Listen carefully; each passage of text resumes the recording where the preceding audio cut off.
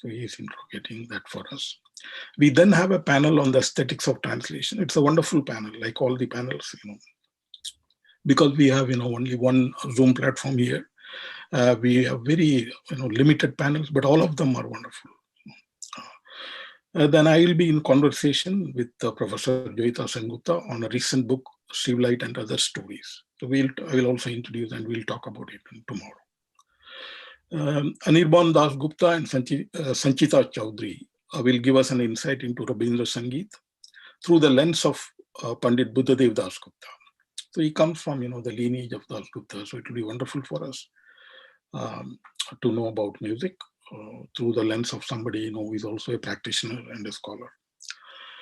Shashikant is a good friend of mine, going back to my Pune Film Institute days. He's also a wonderful filmmaker. He has 3 decades of experience behind him. His film Kelai Draupadi, or Listen Draupadi, is a significant intervention in shedding light on what he calls the Mahabharata of the mind.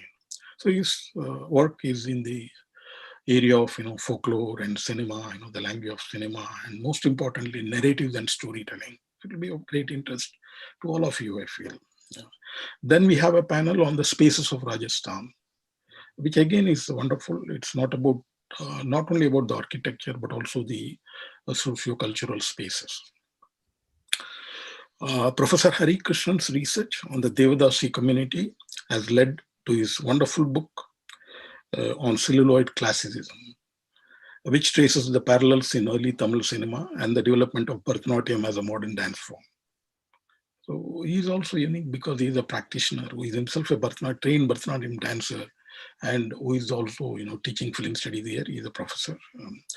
Usha Iyer, your own, alumina, AFLU alumina. So I am so glad to bring her here. She will discuss how she historicizes and theorizes the material and cultural production of film dance. This is unique because, normally we always engage with songs. But now we have scholars who are also talking about the importance of dance, and giving us tools to theorize and understand dance, which is a staple attraction of popular cinema. She will engage with the women's question via new mobilities corporealized by dancing women. Lalita Gopalan's recent book, she will address through her keynote address, Cinema's Dark and Slow in Digital India, which sheds light on how to engage and theorize the cinemas of the digital era through a range of films across regions and borders. A dual focus on both the techno-material conditions of Indian cinema and the film narrative offers a full fulsome of changing narratives and shifting genres and styles. I also want, in this context, to talk about my friend from Chicago, Konstantin Nakasis, Professor Konstantin Nakasis. He's a wonderful, young professor who came to India and who learned Tamil, even if he's of Greek origin. So he did, painstakingly work on Tamil and under, professors like Annamalai. So he writes, at the intersection of anthropology and film studies. So we have him, to talk about segments from, 2 of his important book. One is the, forthcoming, off screen, on screen. And he will give us an insight in how he approaches Tamil cinema at the intersection of, anthropology and film studies and film form and the Bazanian theory of ontology. Then we have a panel on translating cultures, which again is, wonderful. Which is, all these, promising graduate students as well as professors, joining in, followed by another veteran, Professor Vanamala Vishwanatha's plenary session on Vachanas in English, that what gets lost or gained with translation on both ends. So that is a very important, take on translation. So she will, give her insightful observations through her experience and through her research. Then we have a panel on translating space with, your own wonderful, Yamini and her friends. So I had the, fortune of, interacting with them when I came to give my keynote address at the Caesurae conference at AFLU.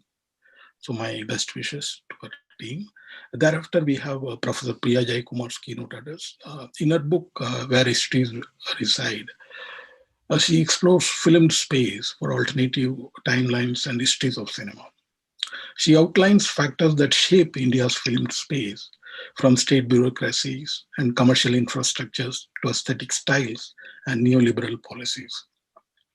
So she is invested in this, that is about pro-filmic and film space. And then she writes a spatial historiography to, I think, essentially inquire, as he states, that what is cinema. So this might be of interest to all of us. She demonstrates that filming a location has always been, contentious, because it has been a history of competing assumptions, experiences, practices, and representational regimes. Thereafter, Nikhila will give the concluding remarks. I also, welcome all the wonderful artists across the globe who are participating in our virtual art exhibit, which is resonant, because it is on the current theme of the pandemic and isolation and loneliness or aloneness, as artists.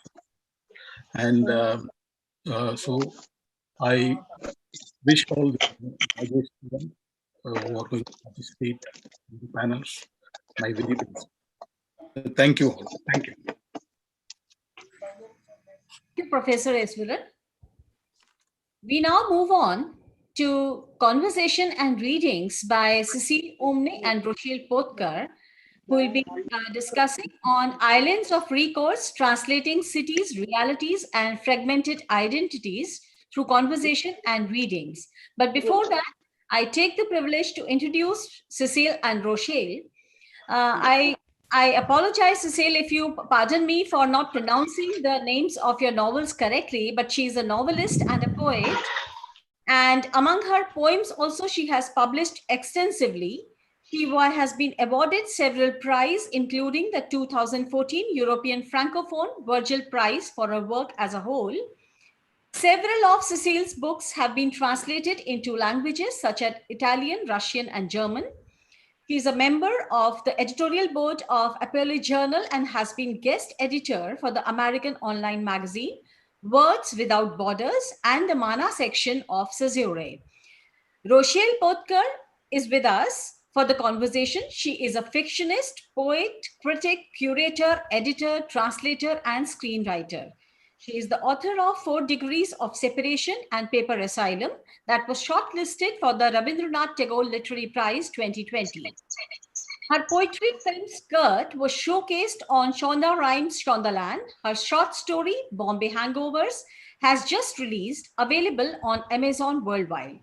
He has traveled widely within and outside the nation as a poet and writer and won several fellowships to creative writing programs in USA and Europe.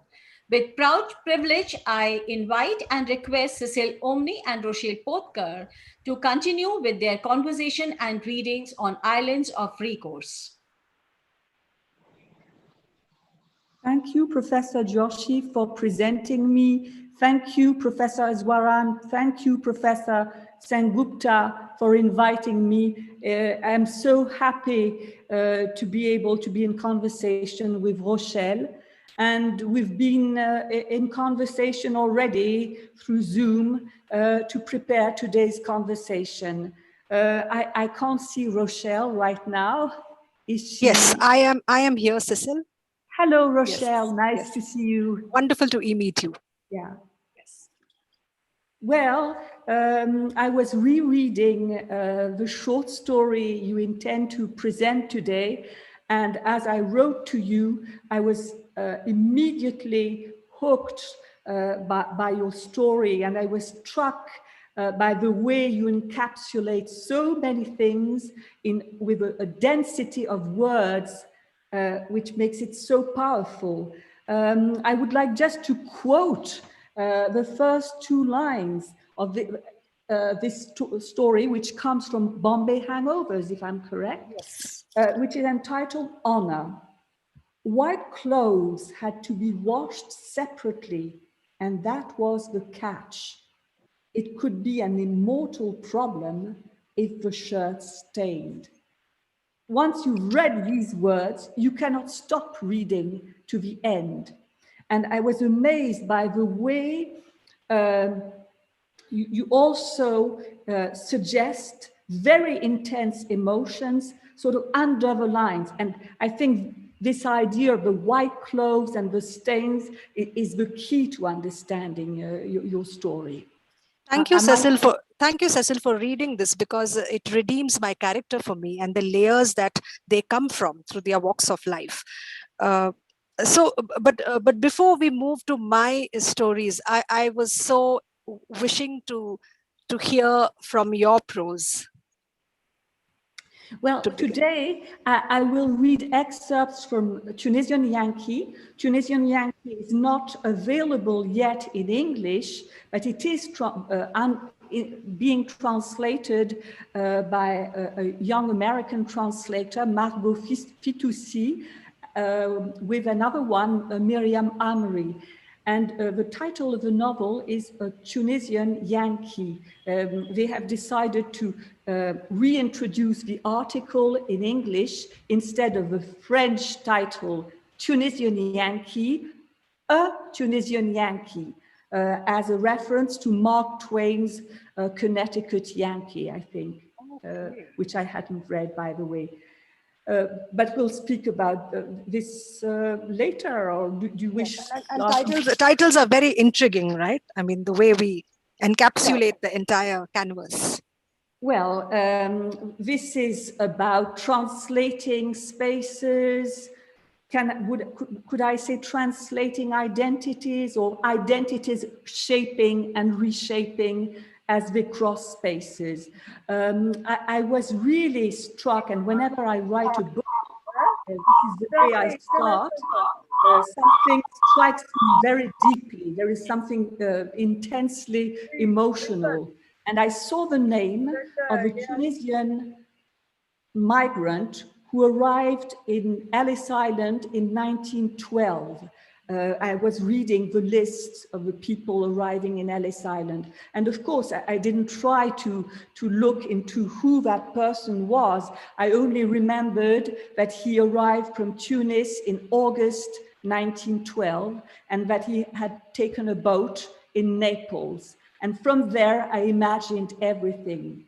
1912, arriving to Little Syria in New York, which is a fascinating part of New York, which is almost gone today.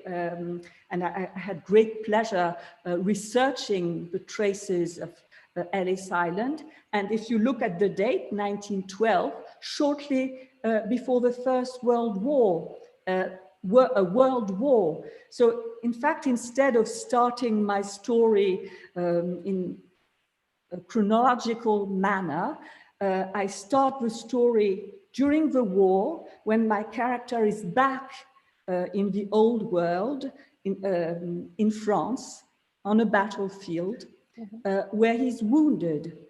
And then on his hospital bed, his shattered body tries to grasp shattered bits of himself.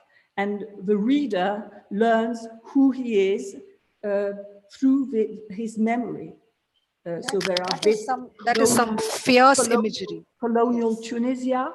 At the time, it was a French colony.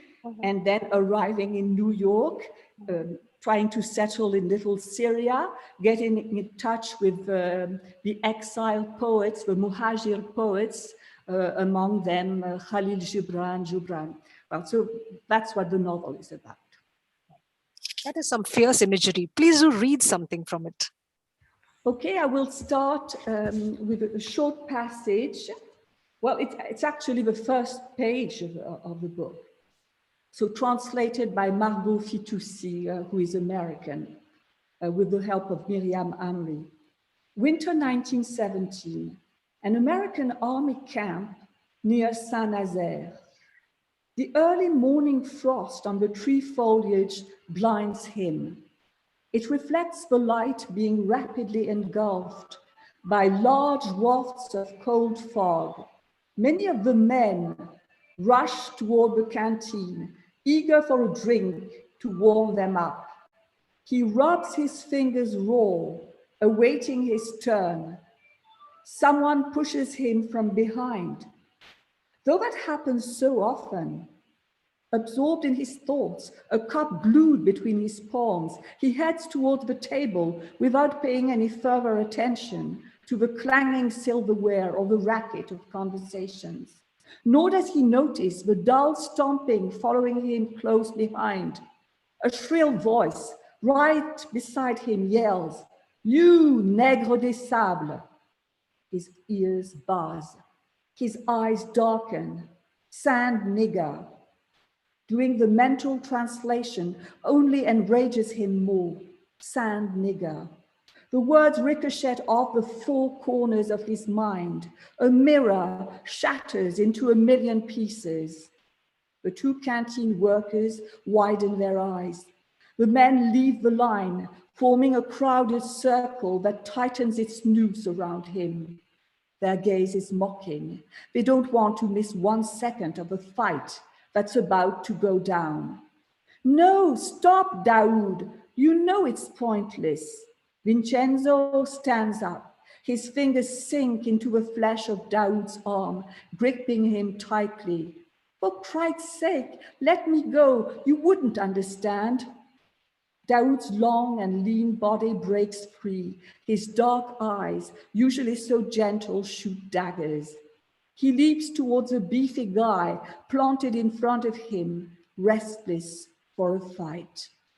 His cup of hot chocolate is on the table, across from Vincenzo's coffee. The drink spills and drips onto the floor. Thank you. Thank you. This was beautiful. Four corners of the mind. I was flowing through with your vivid imagery and fragmented identities. Yes, over time. Thank you. I would love to read this book whenever it's out. Yeah, whenever it is Yes. published in English, the translation is underway. That's the only thing I can say. Right. If I have to peg my current obsession, it has been with claustrophobia. But I think this started much before the lockdown, before the isolation and the pandemic. And I think in the pandemic, I found myself free, if that is possible to grasp, because I'm away from the world of fury and flurry. But the themes remain the same, as we were discussing, Cecil, of translating realities, translating language, which we will be doing soon. And also at the core, keeping feminism with ideas of home. And especially these themes have interested me because in this divided world, we still manage to stay united with the provocation of thought and action. I'll read a small excerpt from the story we were discussing, Honor, from Bombay Hangovers, which is a collection of 16 short stories. Well, I can't wait to listen to you, Rochelle. Yes. Okay, and this is based in Mahalakshmi. So Mahalakshmi is a stop on the Western Railway line of Bombay. So all these stories, somehow or the other, when I threaded them into a book, seem to be one offshoot of a story from one train station. So this one is at Mahalakshmi. Just outside Mahalakshmi station, you see the largest open laundry systems in Asia, perhaps, wherein you will have gray cubicles and washermen and washerwomen washing the grime of the city. So, Honor. White clothes had to be washed separately, and that was the catch. It could be an immortal problem if the shirt stained.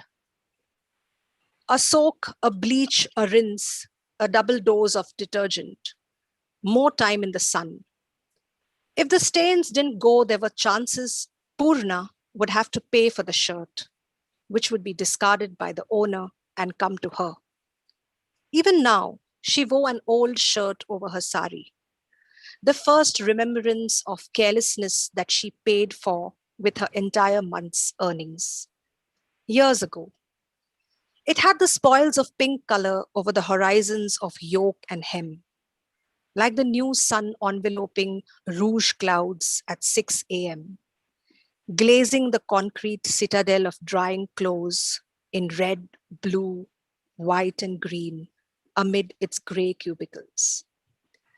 As the city moved around, marking the beginning of another day in 4 square directions, it seemed to hold Purna at the center, arms twisted, fabric gripping wet, her body taut, thrashing out the garment over the flogging stone in one sweep, removing city grime and sweat from 2 thick saris.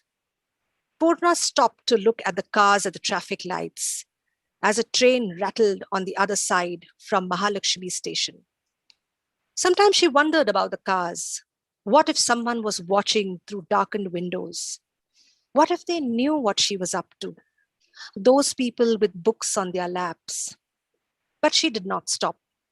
Like the hands of a clock, she wound her seasoned arm swings around the stone until noon, chasing detergent from linen. When she was done, she bought a plate of rice, roti, dal, and sabzi from the dhobis who cooked at the ghat. She ate and quickly headed home to cook for Pakya, packing his food in a tiffin and dropping it off at the jail. Whoever ate it, if he didn't, could go to hell. She got back to the ghat at 6 p.m. and until 8 raced with the setting sun and the emerging moon to wrap up her work, pull clothes off entwined ropes where they had dried under the noon's crispness. She hurried to iron, fold, code, and bundle them into a sheet. Someone loaded them onto her back. When she crossed the late night signal, she peered through car windows again, searching for those faces. Someone in there, behind the glinting glasses, surely knew what she was about to do. Yeah, I'll stop here.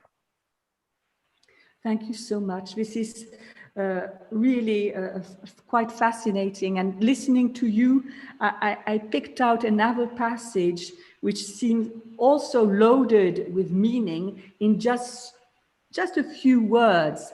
When you mention these people who might be watching through darkened windows, what if they knew what she was up to? Those people with books on their laps. Does it say something about what she regrets about not being able to go longer to school? Because you mentioned that she had to leave school.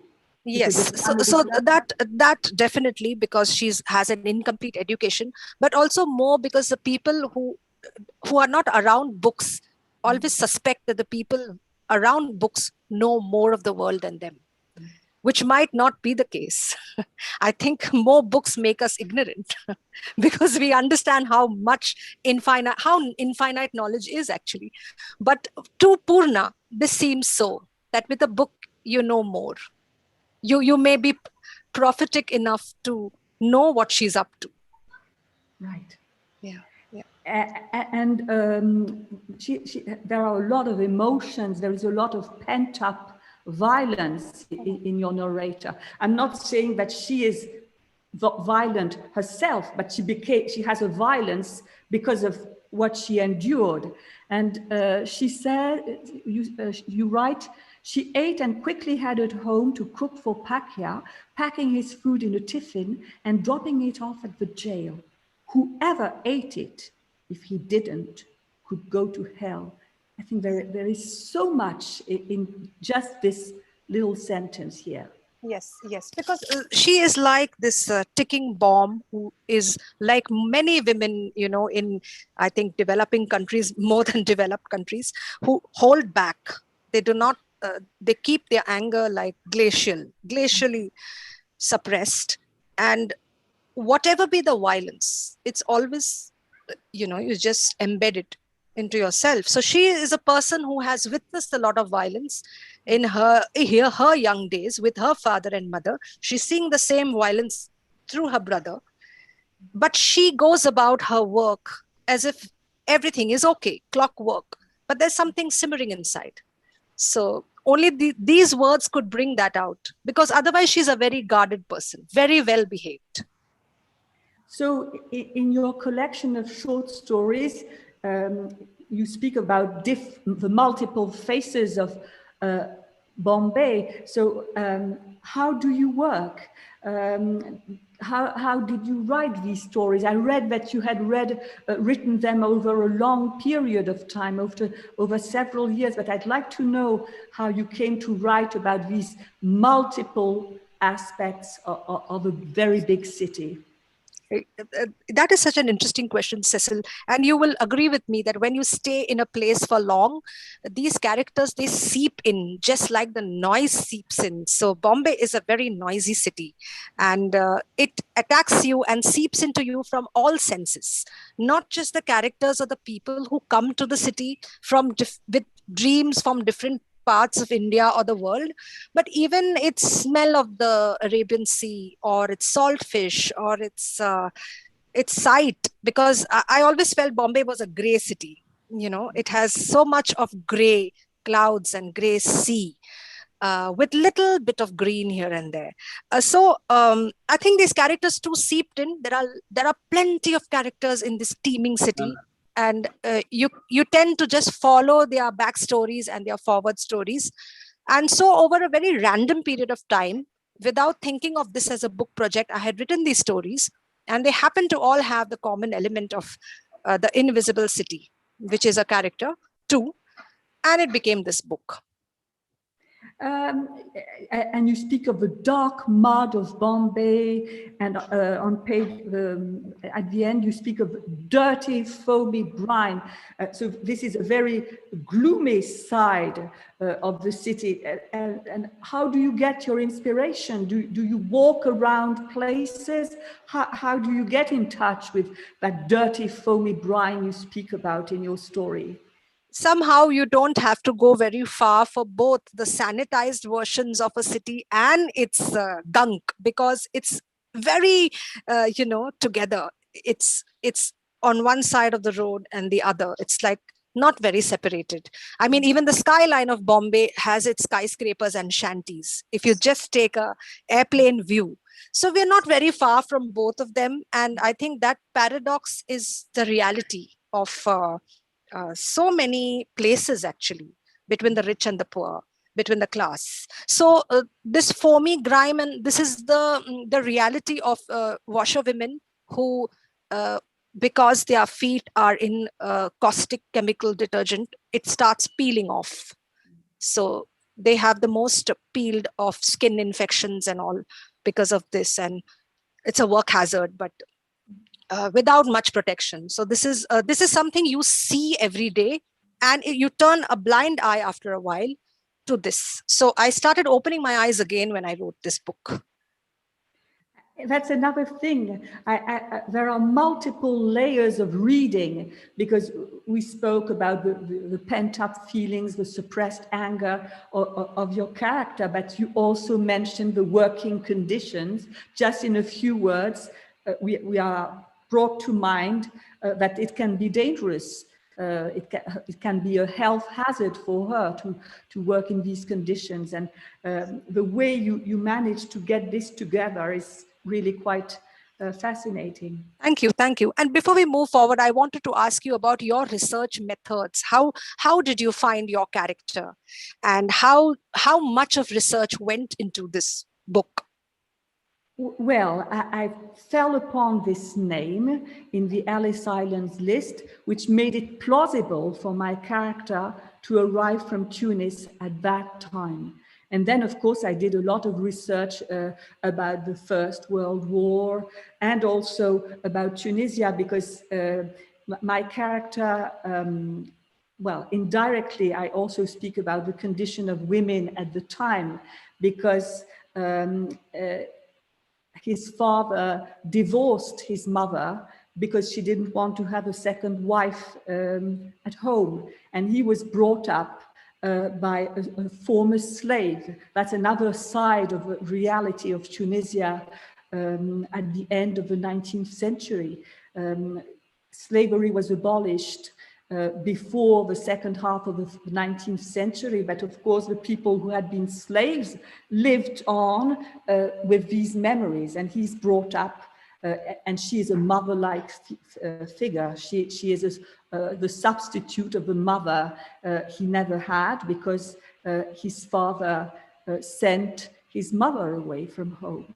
So, and I love doing this research work.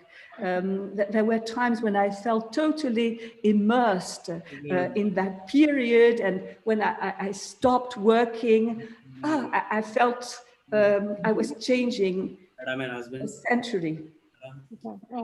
Very interesting. And if you have revised this, do you feel that the revisions or the reshuffling of events, did it change your story or change you as a writer?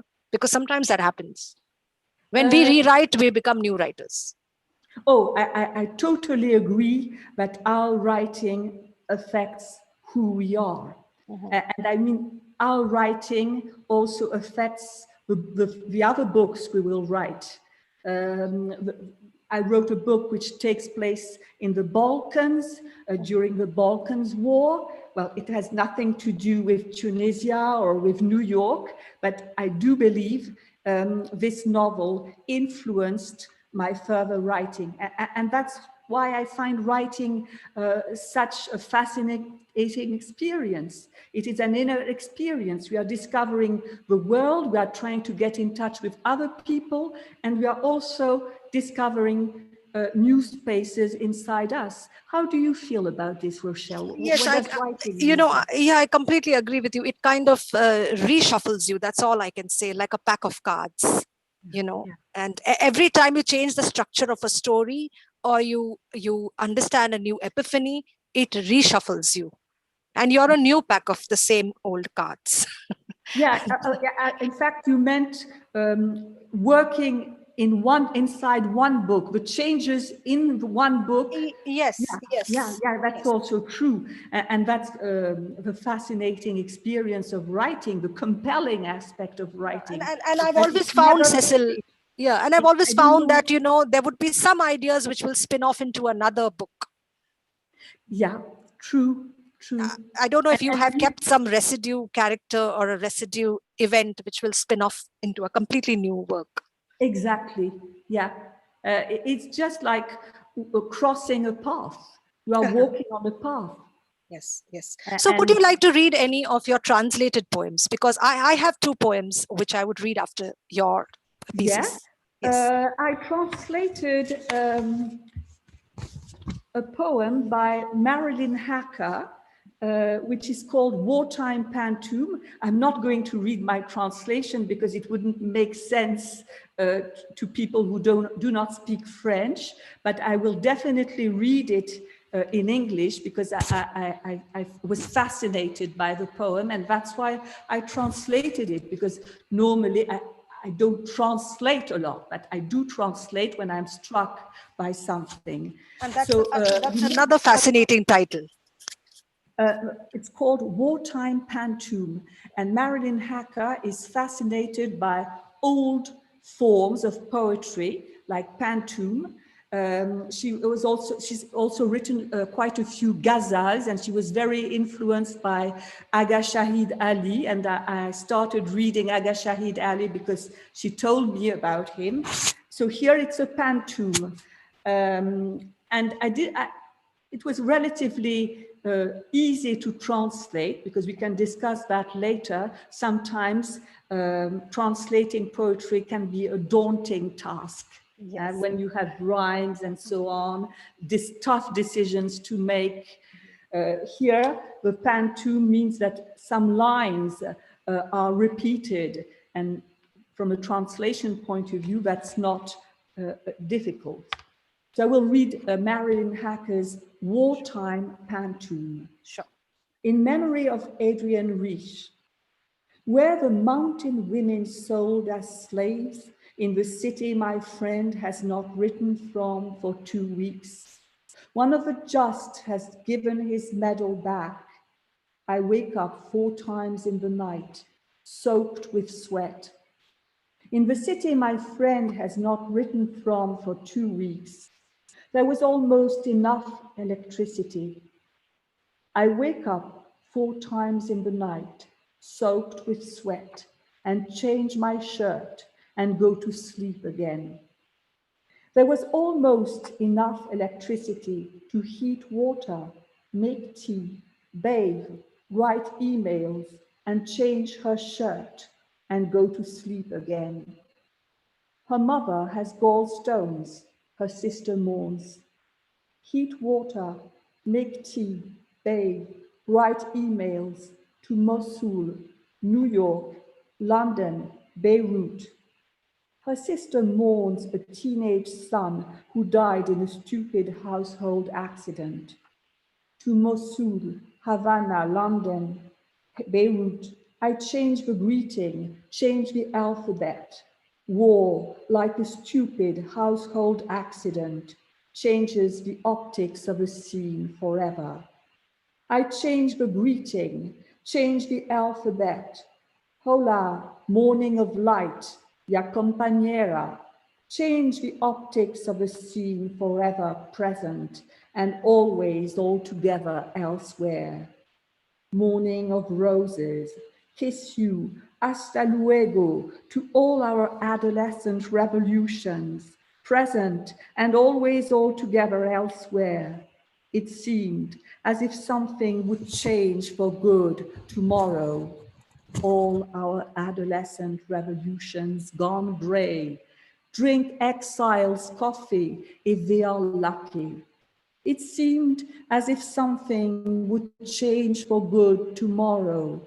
She was our conscience, and she died too early. The grey exiles drink coffee if they are lucky. Gaza's survivors sift through weeping rubble. She was our conscience, but she died too early after she spoke of more than one disaster. Cursing, weeping, survivors sift through rubble. One of the just has given back his medal after he spoke of more than one disaster. How can we sing our songs if we are slaves? Very powerful, very strong. Besides the cadence of the refrain that a pantoum has, I like the fact how earthy, visceral, and evocative this is. This is a very powerful poem. But in France, I don't know if we can speak, if that might ring a bell to you, but there are 10 trends in poetry. And right now, French people are perhaps not so open to this use of old forms in contemporary poetry. And I think it is a great pity. Yes, because I think so you mean to say they want the contemporary free verse. That's what they want to write in. They tend to be wary of anything that yeah, and I feel the form or the refrain poetry to write in is very difficult. I struggled my way through one sonnet in my book of free verses. Yes, it is. Yeah, it is indeed a pity, because I think we need to include all forms of writing. Exactly, and I find that this way of renovating, the word is not perhaps the best word, but renovating old forms is also very interesting. And I must say, well, when I read Aga Shahid Ali, for example, and his contemporary Splendid. ghazal, I was absolutely Absolutely. amazed. And the refrains have the refrains of Aga Shahid Ali has such cadence that you get addicted to the ghazal, the English ghazal. Exactly. You get it becomes an addiction. I quite agree. Yes. In fact, I would just, before I move to the free verses that I have here, I just wanted to mention I also write a lot of haibun, which is this prose poetry form, with the haiku. Well, perhaps you could read a haibun to us. I would definitely, but I don't have them here, but I will definitely share them. I had done a haibun workshop in one of the previous Caesurae conferences as well. And can you tell us about what a haibun is in a few words? So yes, a haibun is basically a Japanese prose poetry form. It actually was a 17th century form by Basho. He wrote his travel journals in prose, and he embedded haiku And that was called, this form is called a haibun, and it allows you to be a bit of a storyteller, chronicler, as well as a poet. So when you are both, like a poet and a storyteller, the haibun form embraces any theme, any abstraction, or you could be as concrete with your character and phenomena. It's the most embracing form I have come across. This is so interesting, and you are illustrating, but in my opinion, we can't write if we haven't read a lot, and if you're not in touch with what was written in the past and what was written with your contemporaries, of course. Yes, yes. You write in isolation, but the inspiration is always nourished by that ocean where we are trying. Yes, it is very seasonal, very cyclical. That's how the seasons work. That's how art works. Okay, I would read the two poems that I have. So this is around the same themes of claustrophobia. This one is by Sanket Matre in Marathi, and I've translated it to English. It's called Corporate. I must mention a bit about this project. This project we had announced in our last Caesurae conference in Bikaner, a cross-translated book of English and Marathi poetry. And today the update is that this book is near publication. So it gives me a great pleasure to connect between the Caesurae conferences, a growing of a project. It feels some accomplishment, especially in a year that was at standstill. So this one is called Corporate. Every day, a corporate slithers in me. I have regimented my organs to work under duress, commanding my eyes to ignore truisms and scan people's capabilities with infernal suspicion to unsee truth. If someone seems believable under the lens, I have disciplined my retinae to erase their memory from the muster sheet of biometricized eyelids. I have instructed my ears to shudder down to the unsavory song of birds, and instead trained for the muffled voices of office politics coming through thick glass. So one ear doesn't hear what the other one heeds. My anarchical organs agitate, murmuring against me through their grapevine, of course. Nonetheless, I have served my heart a massive target to continue living productive and stress-free. As rivalry brews between my mutinous limbs, millions of blood corpuscles force merge. This disparate body of mine sends a monthly performance report to my brain boss over cricks, cracks, and crumbs of bones, my appraisal settling. I have stalled the production of my thoughts, because if there is no demand, why supply at all? On all my employee organs, the diktat of a deadline is enduring. Though these pig-headed mutant devices, awash in grey blood, meet during lunch hour to bitch about me in oppressed voices, all have vicious trouble with me, it seems. Even after this, not one goes on a strike. They are back to work in repressed resilience. My inner township slaving and expansion, manufactory-like, as humanity's aboriginals, mills of sweat and blood get axed down. So this was some kind of a brutal experience with the corporate. I'm sure that all of the workplaces are not as brutal, but this is probably the extreme brutality of how corporatized you get, how enslaved you get as a corporate employee. And the second, It's very powerful. Yes. And I mean, the way the language of the contemporary workplace comes at the center of this poem is also very surprising and it makes it very strong. Yes, and also to think of the organs as your employees. It is very disassociating and disorienting. Yeah. And at the same time, it reflects what the human is going too. Okay, and the second one is by poet Bharat Daunkar. He lives in Maharashtra, and his poem, it also quotes a claustrophobia of a kind, but of an entirely different history of centuries worth of caste oppression. In the poem that he talks about, the pig is a central symbol of stigma, of untouchability. So hence this poem that I will read to you has two layers. Okay, this is translated by me and Sanket Matre. The pig catchers, in his Marathi, it was Dukkar Pakadnari Mansa.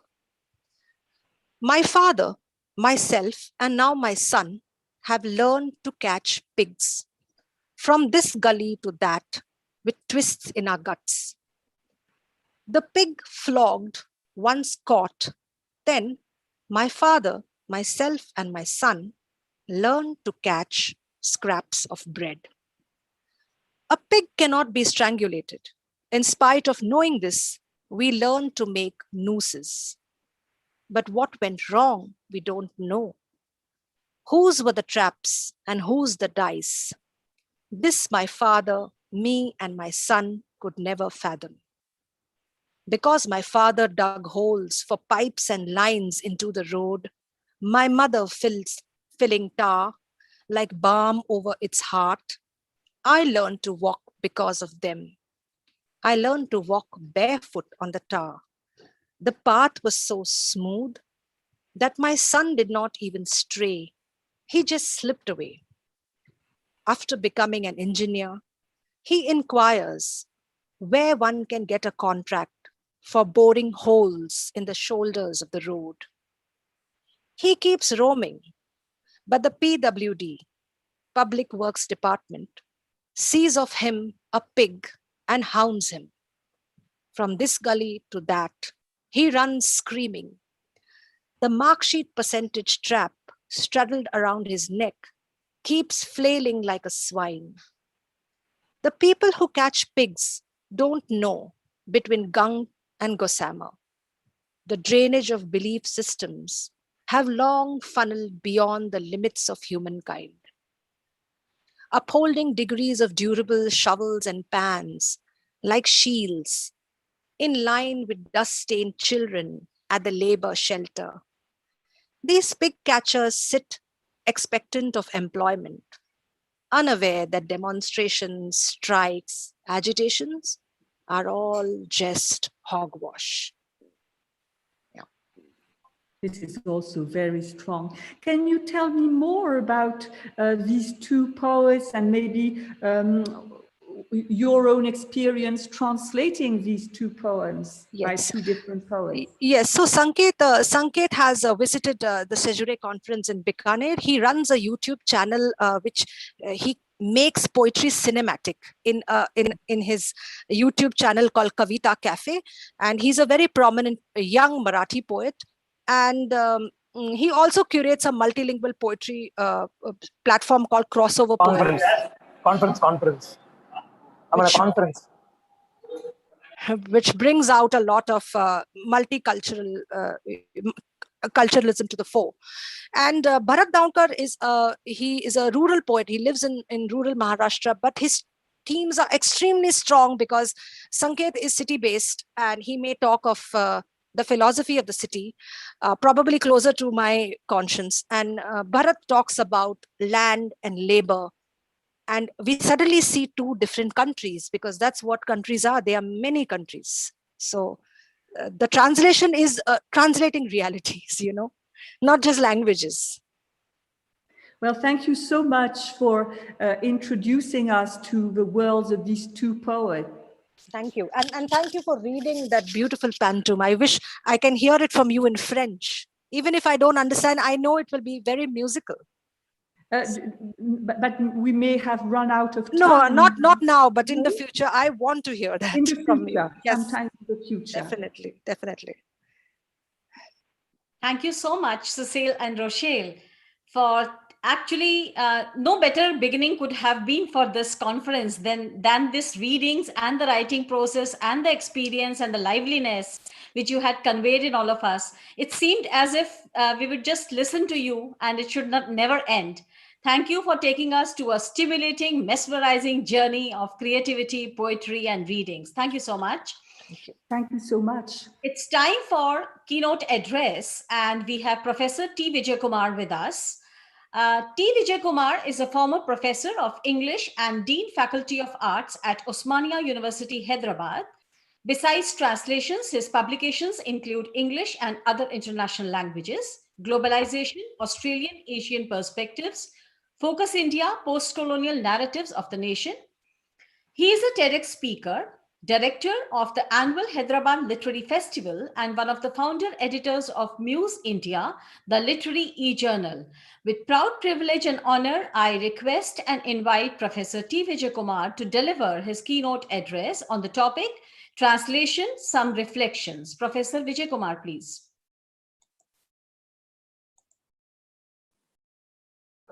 Thank you. Good evening, everyone, and happy to be back at Caesurae. Just give me a couple of minutes. I'm just trying to silence my phone. Yes. Although it's billed as a keynote, let me begin with a disclaimer that it is more of a note than a key. Because what I'm going to present is really not much of a keynote. What I plan to do is to speak about my experience of translating two Telugu texts. One, which is an early 20th century classic, which is a play. And the second is a modern feminist text, which is a collection of 5 stories. So through these two translation experiences, I wish to speculate about a few things, particularly in relation to Telugu. What I would begin by doing is really to contextualize my translation of Telugu texts for those of you who are not very familiar with the Telugu language.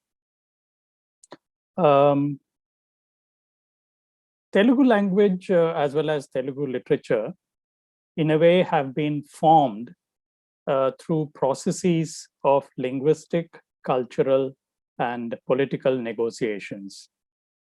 What is regarded today as canonical Telugu, that is the modern standard Telugu, had its beginning in the Desi spoken dialect, and the language was formed and progressively enriched through its continuous transactions, on the one hand, with other languages of its family, tribal languages such as Gondi, Konda, Pengo, Manda, and so on. And on the other hand, with languages which, for political and historical reasons, were the dominant languages, such as Sanskrit, Prakrit, Urdu, and English. The composite nature of Telugu has led some critics to conclude that perhaps Telugu as a language lacks an independent identity. Others, however, argued that borrowing words from another language and making them our own does not make ours the daughter of that language. Therefore, we can proudly claim that Telugu too is an independent language. This is by a famous Telugu poet and historian, literary historian, Arudra. So what I'm trying to do is that just as borrowing did not mean the lack of independence in Telugu language translation, lack of independence in Telugu language, translation did not signal the death of original writing in Telugu literature. Translation, in fact, inaugurated an era of creativity in Telugu literature. And Telugu literature up to 1500 may be characterized as belonging to the age of translation, during which the poet borrowed his theme both in substance as well as in detail from the Sanskrit original. But during the reign of Krishnadevaraya in the early 16th century, marked the beginning of a new era of independent writing. Paradoxically, however, the age of translation in Telugu literature was really an age of freedom. And the so-called age of freedom, which is also known as Kavya Yuga, ushered in a period of bondage. When the poet borrowed the substance from Sanskrit, he retained freedom of art and expression. But when he borrowed the art form from Sanskrit, he lost the freedom of thought. And the asymmetry between borrowing and lending is thus characteristic of Telugu literature. The consolidation of the status of English, both locally and globally as the language of power, has further accentuated the asymmetry between source and target languages and between Indo-tropic and exotropic translations. There are today more translations into Telugu of a wide variety of texts, but most of them are from one single language, which is English. And of course, as I said, there is a marked asymmetry between translations into Telugu and translations out of Telugu. And there are many reasons, or rather speculations, about why there is such a marked asymmetry between Indo-tropic and exotropic translations, particularly with reference to Telugu. These are, as I said, these are speculations. One may agree or may disagree with them, but these are some of the reasons which I thought were the reasons why there is so much translations into Telugu rather than out of Telugu. One could be cultural diffidence. Telugu has had to negotiate all the time with a more dominant language. First in the classical period, Sanskrit, and during the nationalist movement, under the shadow of Bangla, and of course also under the shadow of Tamil, and till I think 1970s or 80s, people even outside South India did not know that that everybody in the South is not a Madrasi. So probably because of that long being under the shadow of major and dominant languages, there is perhaps a cultural diffidence. And as everybody knows, that cultural diffidence often expresses itself as cultural arrogance, which is, of course, a paradoxical thing. The cultural arrogance being that we have the best literature, we have the best writers, and we don't need to translate into any other language, and so on and so forth. So there is, on the one hand, cultural diffidence, but probably also cultural arrogance. The third reason could be a lack of quality, which of course is, as one of the critics said, that very often translation into Telugu or translations out of Telugu are very often turn out to be, actually the original turns out to be something that was initially inspired by some other text. So lack of quality could be one reason why there are not too many translations from Telugu. Lack of consensus. This is something that some writers have mentioned. That, for instance, I think in the famous preface to this very, very well-known modern poem called Mahaprasthanam. Chalam says that it is unfortunate that Telugus do not have not been able to arrive at a consensus about who their national poet is. And he cites the example of how the Bengalis have more or less accepted Tagore as their national poet, while the Tamilians have accepted Subramanya Bharati as their national poet, whereas Telugus have not been able to arrive at a consensus about who their national poet is. So lack of consensus could be another reason why. I mean, if there is no consensus about who your best writers are, obviously there is very little chance of them getting translated into other languages. Lack of intellectual capital or intellectual competence, something that some writers mentioned that unlike other languages such as Bangla or Tamil, and in more recent times, Marathi, Kannada, and Malayalam, of course. I mean, translators, as it is, there are very few translators who are capable of translating from Telugu into English.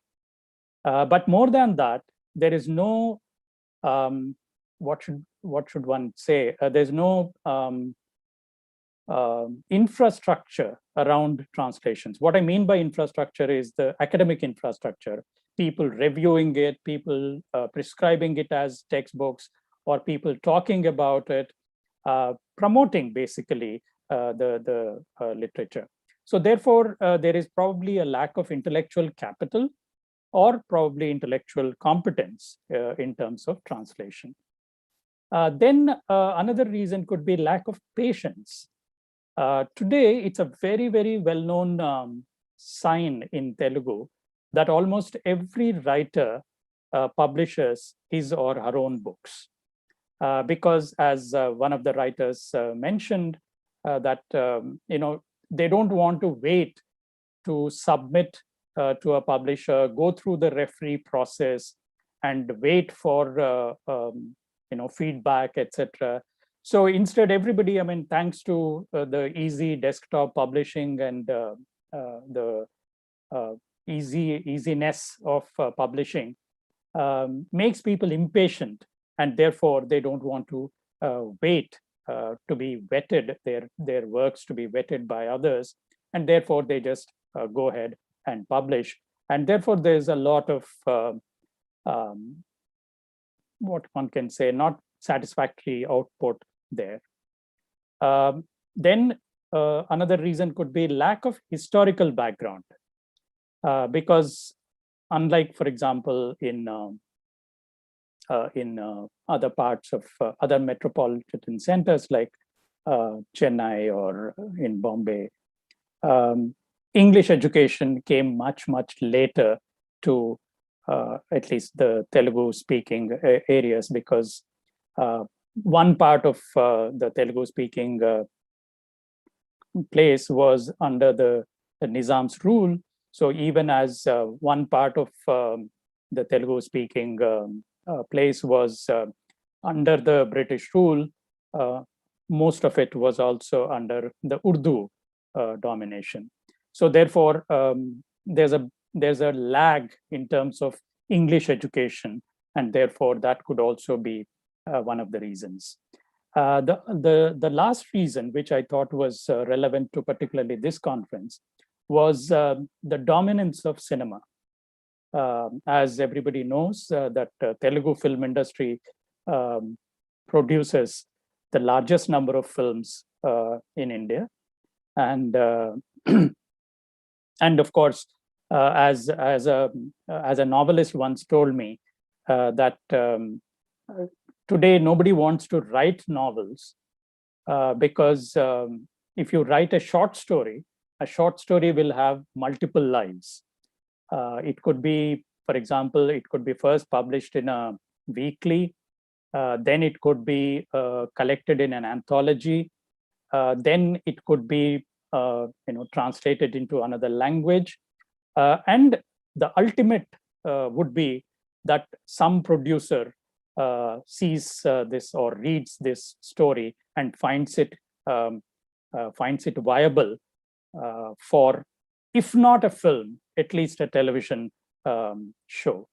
So there is this aspiration, and this writer told me that many short story writers actually write keeping in mind the possibility of a producer or a director of film or a television serial picking up this story.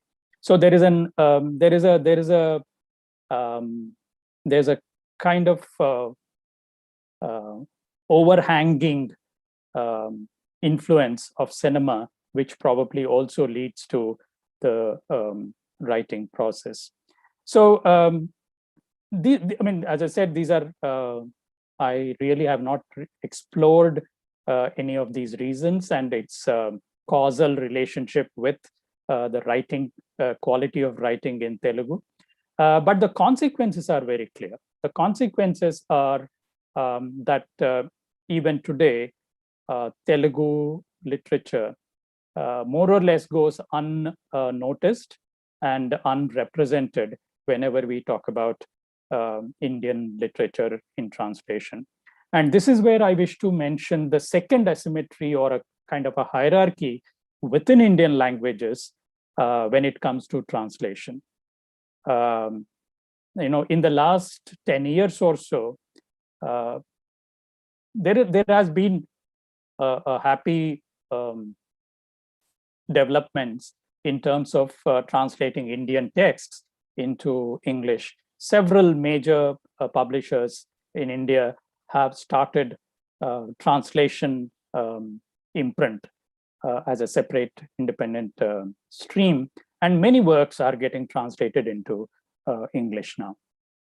But even there, I think there is a clear hierarchy, and obviously Bangla dominates even in terms of the books that are translated into English. And then comes, I think, Malayalam. And in more recent times, as I said, Marathi has had a very strong translation presence. Kannada is really picking up. So these languages continue to be, Punjabi to some extent. So these languages, so within the Indian languages, even when there has been a happy development in terms of translating Indian texts into English, there is a hierarchy in terms of languages. And it could be because of, and as everybody knows, the publishers are not here to do charity. They look at it as a business proposition. And as one of the publishers, editors once told me that Telugu doesn't sell. And so obviously they are looking at, and why it doesn't sell is a question one can think about. And why, for example, a Bangla text sells or is considered to be potentially a good sales proposition and not Telugu or some other language. So there is a hierarchy among Indian languages when it comes to publishing translations. And whatever the reasons why Telugu texts don't get translated into English, the consequences are very clear. That more or less Telugu goes unrepresented or underrepresented, and very often even unknown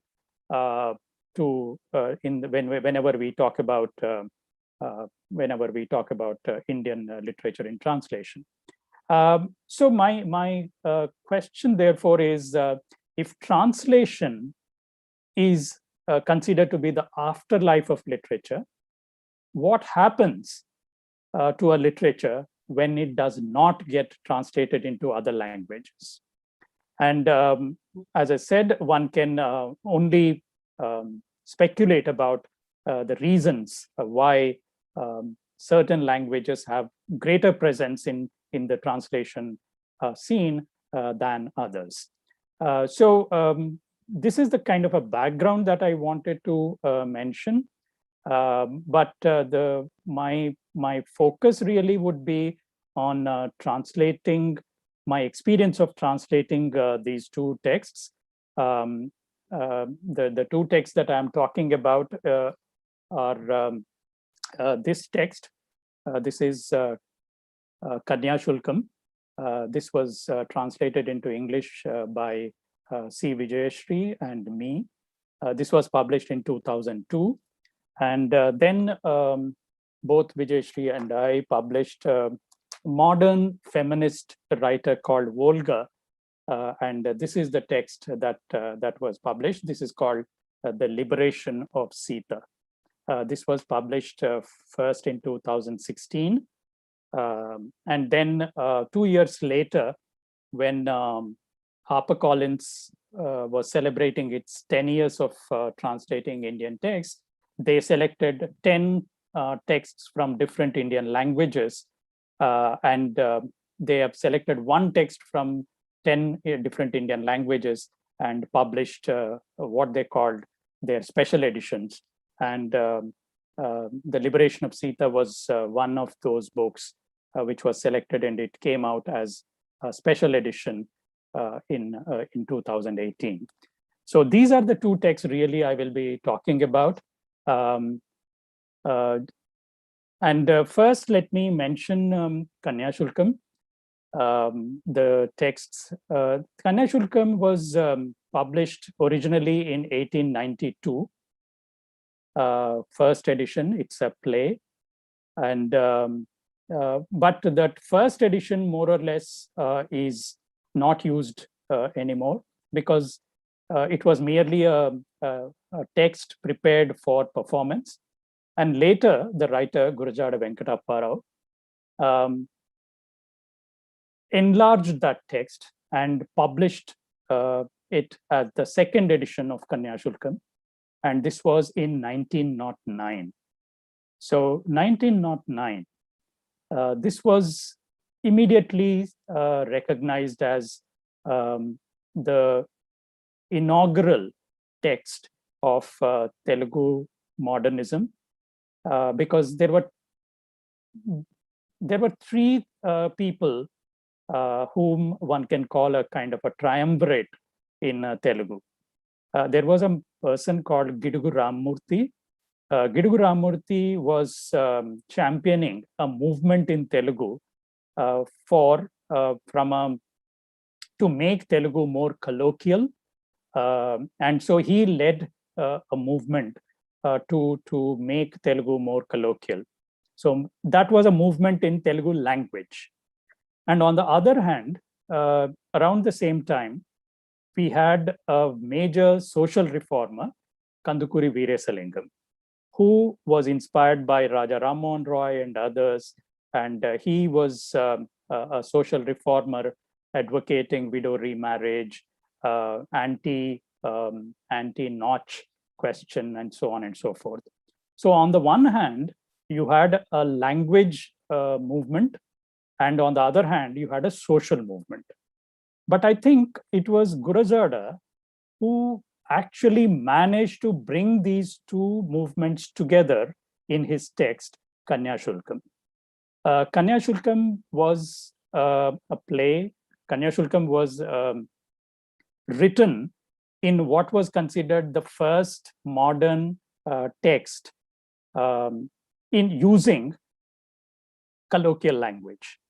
So in a way, he brought in the movement of colloquial Telugu. And this is a play, as the title suggests, this is a play about bride price, which of course, as many people know, was rampant in Bengal and in many parts of India, where young girls were bought for a price, and very often by very old people. And these old men very soon died, and leaving these young brides widows. And so this is a play against two different social evils. One is the bride price, and the other is the what is known as dancing girls. the notch question. So he brings in the social reform zeal of Veerasalingam and the language reform zeal of Gidugu Ramamurthy. And it's his genius that he manages to combine these two movements into a play, which, by the way, although I called it classic, please don't immediately jump to the conclusion that it's an extremely, like our usual template about classics, that they are unreadable and they are usually boring. But Kanyashulkam, the speciality of Kanyashulkam is that even today, Kanyashulkam is performed in different parts of the Telugu plays, Telugu country, and many words, many sentences from Kanyashulkam have now become part of Telugu usage. It's a hilarious play, comedy. It's despite the seriousness of the theme, the play is a comedy, and so we, in a way, we stumbled upon this opportunity to translate Kanyashulkam. Many years ago, around I forget the exact year, the Hindu had asked Professor Meenakshi Mukherjee to start a series of 19th century texts, which were very important in different Indian languages, and introduce these texts to the English readers. And this was a series called Past Continuous. And since Meenakshi Mukherjee was living in Hyderabad, she wanted to begin with Telugu. So since both I and Vijayashri knew Telugu, she asked us about what would be a late 19th or early 20th century important Telugu text that should be introduced to non-Telugu readers. So we immediately said Kanyashulkam. And so we assumed that this text, which is considered a landmark text, I think I would not be exaggerating if I say that any Telugu speaker, it would be impossible to find a Telugu speaker who will not be familiar, at least with the title Kanyashulkam. So everybody knows this. And so therefore we assumed that it would be available in English. So all that we wanted was a, I think 750 word extract, because that was the deal with the Hindu, that we publish 750 word translation of a seminal 19th or early 20th century text in different Indian languages. So we were looking for an extract from Kanyashulkam available in English translation. And to our disbelief, we found that Kanyashulkam was not available in English translation. There were two translations available. Available is a kind of an overstatement. It was translated twice earlier, but both translations we found to be extremely unsatisfactory. The reason being, while one text completely anglicized the original text, and the other used what is now a familiar strategy for many Indian texts, the editor decided, or the translator decided, what should be translated and what should be left out from the original text. So the translator tried to improve the original through his translation. So there were these two texts, which were definitely not easily available. With a lot of search and research, we found these texts, but both of them turned out to be not the complete texts of Kanyashulkam. So what we did was that we just selected one short extract from Kanyashulkam and translated it into English, and that got published in the Hindi. And to our surprise, we got feedback from both Telugu and non-Telugu speakers, particularly non-Telugu speakers, who immediately said, now that you have started it, why don't you give us the whole text? We never really, when we translated that 750 word extract, we never thought we would actually take up this challenge. But then we said, okay, let us try. And so for the next nearly 1 year, we struggled with this text. And finally, in 2002, the Book Review Literary Trust, which publishes this journal, the Book Review, they were venturing into publishing. And so they wanted to publish this as one of their first texts. So things came together, our translation was ready, and then there was a publisher willing to publish it. And I should also say that we really did not go out and to look for a publisher, but we just took the offer of Book Review, because Book Review, we all know, is a very respected journal, which has been running, one of the very few literary journals which has been running for the past 35 years now. So we said yes, and so finally it was published in 2002. I have about, okay. I'll just mention one or two things that we faced while translating this text. One, of course, the very basic problem that we faced while translating this text was which edition of the text should we use as the base text, because the text is so popular in Telugu that almost 2 reprints are published every year, even today. And even today, it is the bestseller in Telugu, right? So there are many versions. Sometimes one version differs from the other,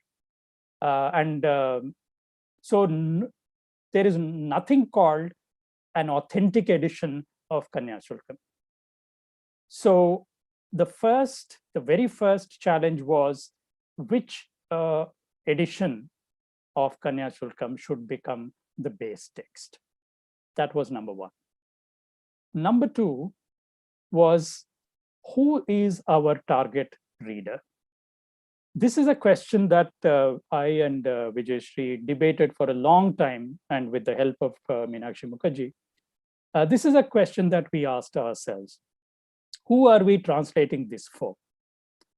And we both agreed, that is Vijayashree and I, both agreed that our target reader is an Indian reader and a non-Telugu Indian reader.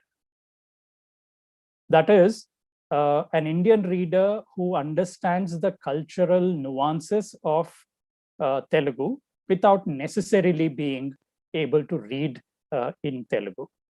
And that choice, or that decision about who our target reader is, decided the way in which we translated the text.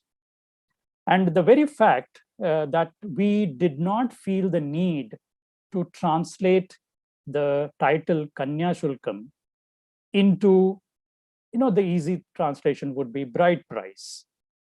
But, we knew, both Vijayashree and I knew, that bride price has its own cultural connotations, and since we were also familiar with African literature, we also knew that bride price has different connotations in different cultures. And in any case, bride price does not really, Kanyashulkam does not need a translation as bride price, because, as I said, we assumed that everybody, an Indian reader familiar with the Indian cultural context, would understand what Kanya is, and also with some difficulty, he or she would be able to find what Shulkam is. So we did not think it was necessary for us to translate the title. 5 years after our translation was published, no, I think more than 5 years, another translation has come out now, which was done by a very well-known translator from Telugu, Velcher Narayan Rao, who used to teach in Wisconsin earlier, and later on at Emory. And he has translated several classic Telugu texts into English, and he translated Kanya Shulkam also into English. And he obviously had a different audience in mind, a different readership as his target reader. And therefore, he translated this as Girls for Sale. And then it has a longer subtitle, I think something to do with colonial India and so on. But the main title, he chose to translate Kanya Shulkam into Girls for Sale. So obviously, the choice of the target reader changes the way in which you translate the text. So that was our second question that we asked ourselves: who is our target reader? The third question that we asked ourselves was, what kind of a translation should we do? Which should we attempt? Whether we succeed or not is a different issue, but what kind of a translation should we even attempt? That is, should we translate, should we aspire for what is considered a smooth translation, or should we retain certain cultural idiosyncrasies of Telugu language? I'll just give you one example. The use of, I think in linguistics, it is called echo words, where the second word is completely without any meaning. For example, many Indian languages have this. I don't know whether I can say all Indian languages, but many Indian languages have this. For example, hotel, shotel, that kind of thing. And in Telugu too, you have such expressions. But interestingly, in each Indian language, the second word, for example, in Punjabi, it is sha, as I said, hotel, shot. Whereas in Telugu, it is va, hotel, votel, right? So this is and then, so there are many words like this in the text, which we retained. For example, marbles, gearbles, right? And so on. So obviously, this is not a smooth translation. And another feature of this text, Kanya Shulkam, is the plurality of languages. The plurality of languages. For example, there are Urdu words, particularly related to revenue, particularly related to administration, because the Vijayanagaram, where the play is located, was influenced by the Nizam's rule. So many Urdu words have become part of the vocabulary of everyday life.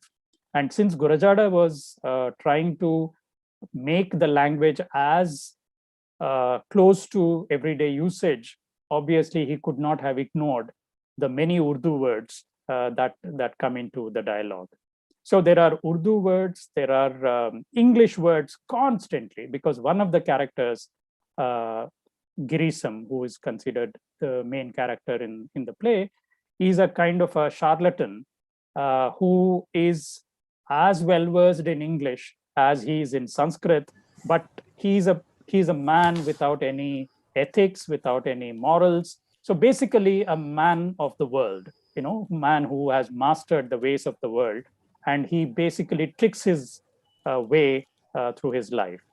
So, so what we did was that some of these words we retained in English instead of translating them into English. We retained these words in the translation, and so there are a few strategies that we used while translating, and I don't know if I have the time. I'll just read one small extract from Kanya Shulkam, just to give you a sense of what it is like. This is the very first page of the play. And this is a conversation between Girisham, who is, as I said, who is a modern man, speaks English and claims to great knowledge in English, Sanskrit, and everything. And he is talking to his disciple, his student, whom he has tutored, but unfortunately this student has failed the exam. So this is a conversation between Girisham, the master, and Venkatesham, the pupil. This is how the conversation begins. Venkatesham enters, and this is Girisham who is talking to him. What, my dear Shakespeare? Why this long face? Please don't talk to me. My teacher told me not to talk to you. He said I failed my exams because of your company. Nonsense. I suspected this all along. Your teacher can't stand me. That's why he failed you. Otherwise, how can a student like you fail? Do you know why we fell out? His teaching is all wrong, and I flayed it in the newspaper. And since then, he hates me. All that I learned from you is smoking cigars. Except gossiping, have you ever taught me a word? Damn it. That's what angers me. This is base ingratitude. Talking to me itself is an education. Come to think of it, does your teacher have the mastery of language that you have? How many lectures I have given you on the subject of widow marriage and the Nachi question? Not one student of mine has turned out worthless. While studying in Pune Deccan College, when I gave a 3-hour non-stop lecture on the 11 causes of the degeneration of India, the professors were dumbstruck. The other day, when the Bengali fellow lectured here, did any one of our people open his mouth? Our people are pure idiots. Instead of thanking me for teaching you how to smoke, you are finding fault with me? I'm very surprised that you haven't yet grasped the pleasure of smoking yet. It is smoking that makes the whites so great. Have you ever seen an Englishman who doesn't smoke? The white man invented the steam engine, etc., only on the basis of smoking cigarettes. Otherwise, could he have done it? I have already told you what the author of the Shastra said. And he quotes, as the poet says, when the Lord of Garuda brought nectar, it bubbled over and a drop fell on the earth. It took birth as a tobacco plant. The non-smoker will be reborn as a buffalo. This is in the 4th chapter of Bruhannaradiyam. Let that be. And he goes on. So you can see that Girisham basically humbugs his way through every situation. And I'll just read one other short extract from the play. This is a little later, when along with Venkatesham, Girisham also goes to Venkatesham's village, basically to escape from the creditors who are now baying for his blood. So he goes to their village, and of course Venkatesham belongs to a traditional Brahmin family, and where nobody, of course, knows English. They're all trained in Sanskrit. And so the mother of Venkatesham wants to see her, darling son speak in English. And so Venkama, that is the mother of Venkatesham, she is requesting Girisham, will you please converse once with our boy in English, Babu? I wish to listen to both of you speak in English. And Girisham very grandly says, sure, Amma. My dear Venkatesham, twinkle, twinkle, little star, how I wonder what you are. And Venkatesham replies, there is a white man in the tent. And Girisham, the boy stood on the burning deck where all but he had fled. And Venkatesham, upon the same base and on the same side of its sides of a trapezium are equal to one another. And Girisham says, of man's first disobedience and the fruit of that mango tree, sing, Venkatesha, my very good boy. And Venkatesham replies, nouns ending in F and FE change their F and FE into VES. And the father, Agnihotravadhandu, he says, what is the meaning of all this whole conversation, sir? And Girisham says, we are discussing how we should plan our studies for vacation, sir. So you can see that what Venkatesham and Girisham are talking in English obviously has no sense at all. But they are merely impressing the father and the mother of this poor boy, and they are obviously bowled over that their son can speak in English. I think I will not say much, about Olga's Kanyashulkam. As I said, this is actually a collection of stories, 5 stories that Olga is a well-known feminist writer in Telugu. She published 5 stories, I think from 2011 to 2013, at different points of time. And these 5 stories were later collected in an anthology called Vimukta, and this was published in 2013. And the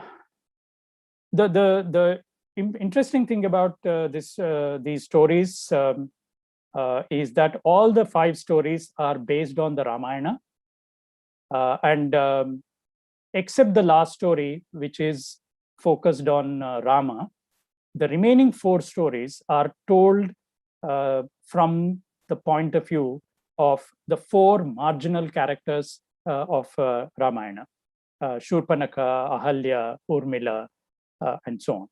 And so the 4 stories, the basic idea of this is that all these marginal women, marginal in the the mainstream classic, they are actually educating Sita through their life experiences and so on and so forth.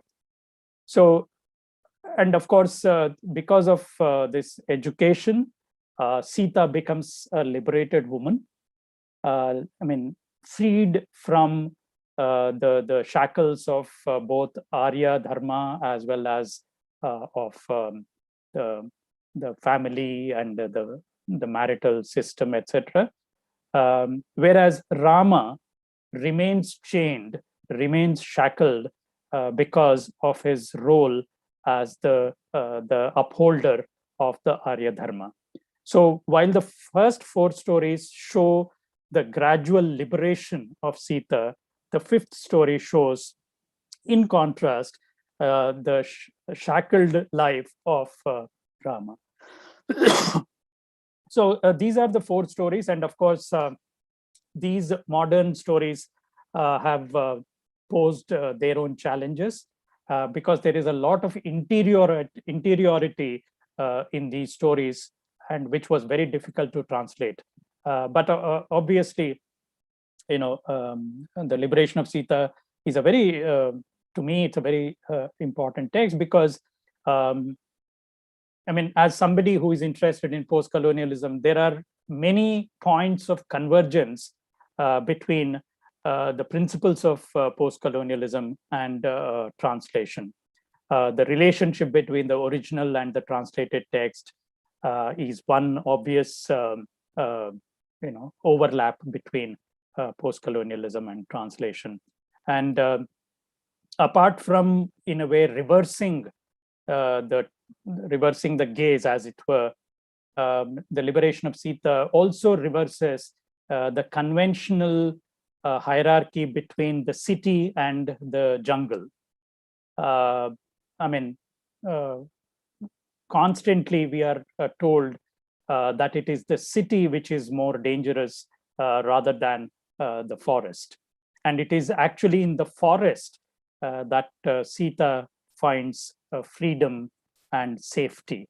So the conventional relationship between the city and the non-city, or the city and the wilderness, culture and wilderness, that gets also reversed in this. So I think this is where I will stop, and if I'll be happy to take questions if there are any. But if somebody wants to know more about the liberation of Sita, I'll be happy to talk about that. Thank you.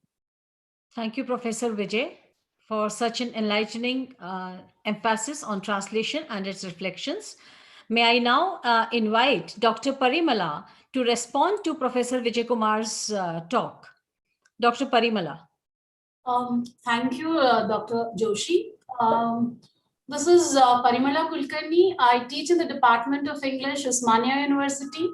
Good evening, sir, and thank you very much for that very interesting and very comprehensive lecture, I thought, on translations. And in your earlier first part of the talk, you mentioned several factors which have an effect on the lack of enough translation from Telugu into English. As part of that, you mentioned one factor which I'm particularly interested in, being a teacher. You mentioned one of the factors as lack of academic infrastructure. So where, not enough teaching of these texts is done, and there's not much reviewing, and, discussion doesn't happen in the academic circles. So as part of that, my question is, kind of related here.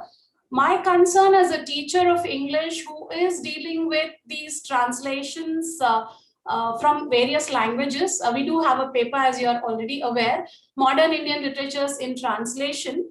So one of the challenges that teachers of literatures in translation face is that there's not enough information about the text. Of course, in the context of Kanyasvilkam as well as the liberation of Sita, you have given enough material. Like, for example, when we are talking about liberation of Sita, you have given a postscript where you have an essay by Volga, and you have an essay with Professor Vijayashree. Also, you have included an interview which gives us, enough basically stuff to talk about also. But what happens when there are many texts which we do not really get the cultural context? So as teachers of, what we face is the challenge of, how to negotiate the effects of linguistic and cultural transfers that happen while teaching these texts. So I would like you to say something more which would be of help to teachers like us and several other teachers. Thank you very much. Thank you, Parimala. I can only say that, it's a kind of a chicken and egg question. Unless we start talking about it, and unless we engage with these texts, where does this, what we usually call material come from? For example, after translating Kanyasvilkam, I have written a kind of a critical essay on Kanya Shulkam, and there is God's plenty available on Kanya Shulkam in Telugu, right? So anybody who is willing to engage with the text, of course, those who cannot read Telugu, is it's fine. But even for those who are able to speak in Telugu, how much are we willing to invest in terms of time and effort to find out more about these texts? Secondly, I think somewhere we feel a sense of lack of confidence about speaking about texts. I mean, why do we need somebody else's review of a book as a kind of a support? When we read a text, can we not make our own judgment about it? I think there is a lack of confidence in our own abilities, number one. But I reiterate this point that apart from academic infrastructure, I think for a text to become canonical, you need certain intellectual paraphernalia. As I said, people talking about it, people writing about it, people reviewing it.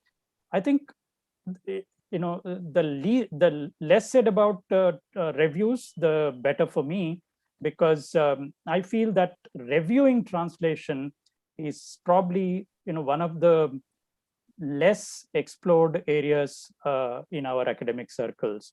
Very often, I have seen people reviewing a translation without even mentioning that it is a translated text. So I think there is an insensitivity to translation, and secondly, there is a lack of confidence in engaging with a translated text. And thirdly, I would say that unless we start doing it, where does this come from? So I think it is in small measures. I think it's only those who can, should take a step and put their hands up, and good or bad doesn't matter, because once there is an enough a substantial body of writing, we can sift what is good and what is bad, and so on and so. In the absence of anything, I think that's something that really is bothersome. Thank you, Professor Vijay. We have two more questions, Professor Vijay, in the chat box. One is from Professor Joita and other is from Professor Thara. I'll just read it out for you. Please. What methods has Professor Vijay used as a translator to translate the colloquial language in Kanya Shulkam, which he mentioned the author has introduced in his text? Yeah, see, let me say that it is impossible to translate the range of registers in Kanya Shulkam, because in Kanya Shulkam, apart from the plurality of languages that I mentioned, Urdu words, English words, Sanskrit words, Telugu words, etc., there is a range of registers within Telugu, because Gurajada uses, for example, the Brahmin character uses one kind of Telugu. The merchant class uses another kind of Telugu. The lower caste people use another kind of Telugu. So there is a whole range of Telugus within one Telugu text. So our resources in English are really limited. We know only one kind of English, which is the kind of a very formal kind of an English. So we did debate this question about how to translate, for example, colloquial expressions. We toyed with the idea of using pidgin, but then we realized that pidgin is specific to another culture. We cannot automatically import it into a completely different cultural context, and so therefore, pidgin or petwa, etc. All those solutions did not sound very satisfactory. So basically, I will not say that we have been able to bring in the nuances of the various registers in Kanya Shulkam, because as I said, most of the time our linguistic ability is limited to more or less same kind of English. I know that this is not a problem only with us. This is also the problem with many Indian texts being translated into English. The linguistic nuances and the variety of registers more or less get flattened in English translation. One more very quick question, Professor Vijay, from Professor Thara. He asks the diffidence of Indian languages when it comes to inequality in the directionality of translation vis-a-vis English. Does it have any material base apart from being a colonial gift or a curse? Is it possible to negotiate it with just post-colonial theory, or the material base has to change if it has a material base? I'm not very sure if it has a material base. I think it is more of a combination of cultural diffidence and a psychological hangover. As I said, apart from English, Telugu has had this underdog sense, both in relation to Tamil and because of history, Urdu to some extent.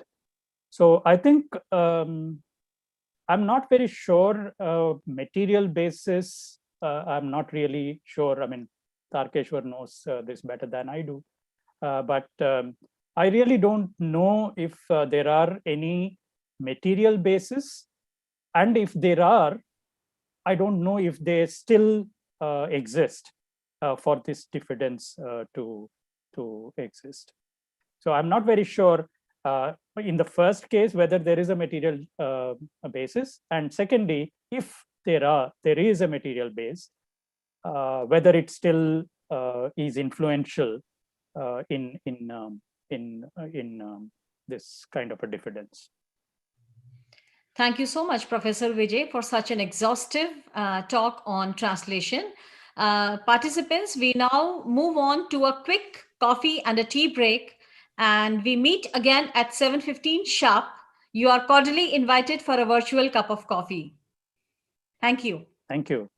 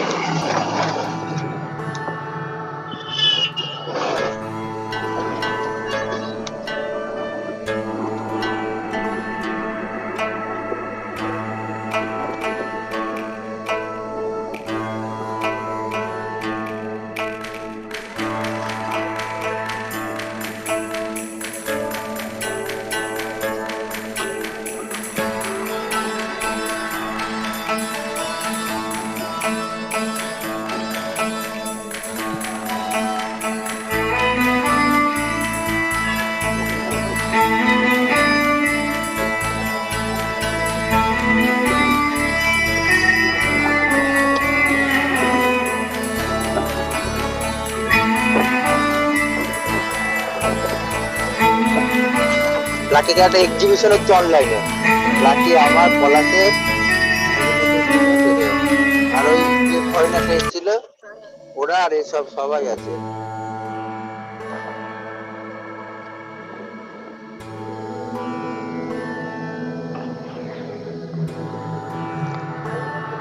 হ্যাঁ, 25, 26, 27, 28, 25 থেকে 28 এটা অনলাইনে ঠিক করছে, মানে international, এটা আন্তর্জাতিক।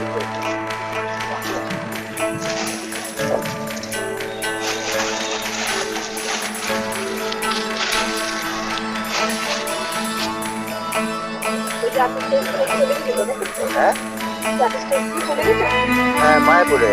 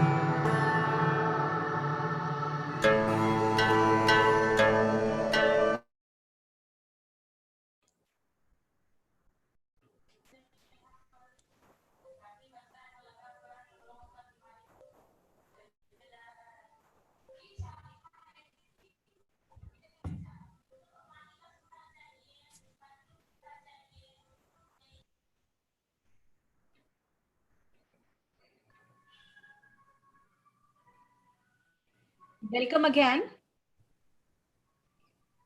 We now move on to a very interesting session of this conference, that is the virtual art exhibition titled Environment and Empathy, which features Joyita Sen-Gupta, Lakshman Eli, Brian Erickson, Rochelle Potkar, Riyokosh Simuji, Kaveri Bose, Geeta Vishwanath, Biluka Nirmala, Priyanka Jain, Amritendu Haldar, Piyali Saha, Palash Kanti Vishwas, Ardhendu Haldar, Samriddhi Gyan, and Shantanu Pandit. We have a video of the virtual art exhibition first, then we have a discussion after this.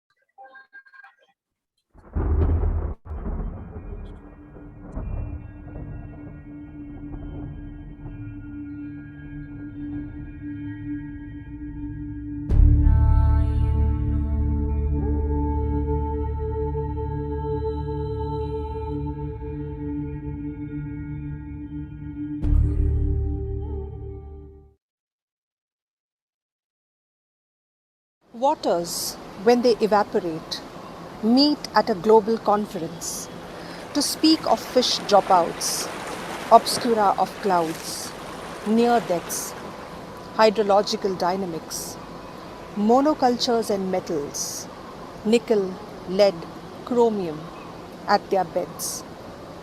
The bend is notional. Water for coffee, cane, banana, paddy, mills, distilleries, fertilizer plants. The Aral Sea was water for cotton in Uzbekistan. One shirt drinking 2000 liters. Now more saline than the Dead Sea. Palm-sized, a fossil tiger's footprint. Plains of salt, toxic dust storms, fishing towns, now ship graveyards. People sick, dumps of pathogenic weapons, making the summers hotter, winters colder. The Aral Sea is the Aralkum Desert. And if seas made maps, rivers homes, men borders, the Kaveri too is uprising, one of the longest running rivers, over her water share to ripple greens for Karnataka and Tamil Nadu, where her sand beds expand for mining, flowing from Brahmagiri on her way to the Bay of Bengal. She worries if those warring over her understand that a river is a person, like Wanganui of New Zealand, ancestor of 140 years that got legal status through the longest running litigation by the Maori people, because mountains too are equal to men. Thank you.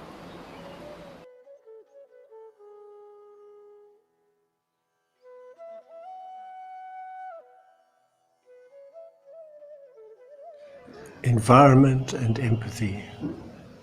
It is sad, even tragic, that we have reached this point of having to consciously cultivate empathy for the environment and compassion for the lives of all the creatures that live on the earth. This first painting is about human interaction. Two dancers create a symbol of infinity, symbolizing the infinite potential of human cooperation and interaction in turning the tide and solving this problem. The next painting is about the beauty of nature and our dependence on animals, other creatures, especially the cow. In Africa, the cow is a symbol of wealth and respected as such. In India, the cow is worshipped.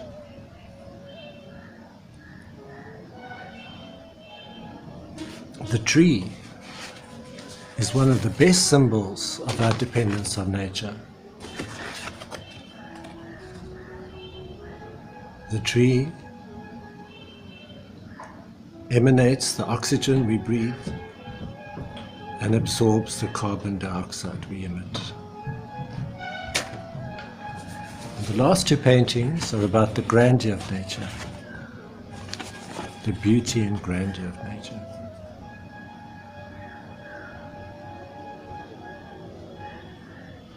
And the very last painting is a symbol of the heights of wonder that we can reach and scale when we work together to solve this problem and to cultivate empathy and compassion for nature and all the creatures that live with us. May the conference make positive steps towards turning the tide and restoring harmony amongst us and harmony between us and the environment.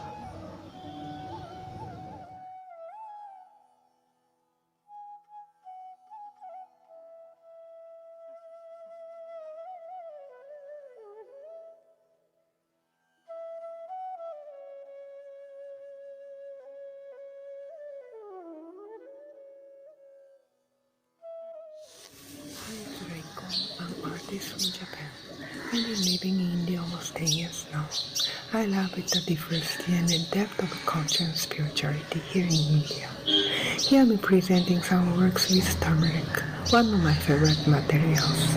It's cold and bright, it's an underground sun, it's goddess herself, it's purifying, it's a ritual. Early morning with turmeric powder in my hand, I went to the garden and drew into the landscape directly, making a dialogue, asking and listening, exchanging our feelings, connect the morning mist, birds singing, murmuring prayer, cooling air, sunlight, endless blue sky, connect everything in the universe with turmeric in my hand, with a golden thread, going around and around, dissolving into the landscape, embracing and dissolving, my heart into the heart of the universe, merging into one.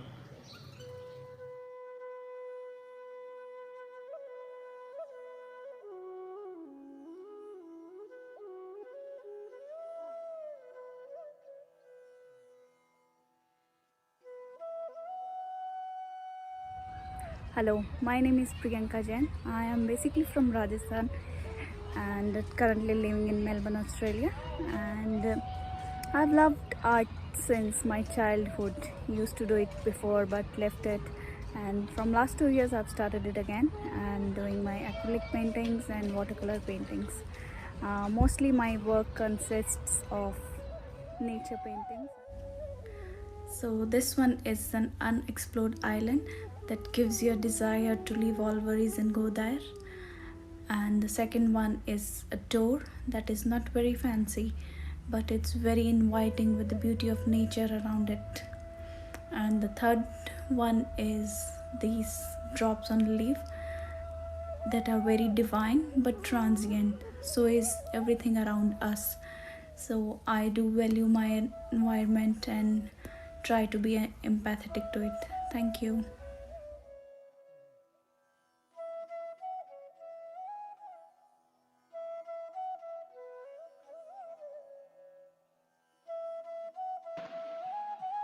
Hello, I am Lakshman L.A., visual artist from Hyderabad.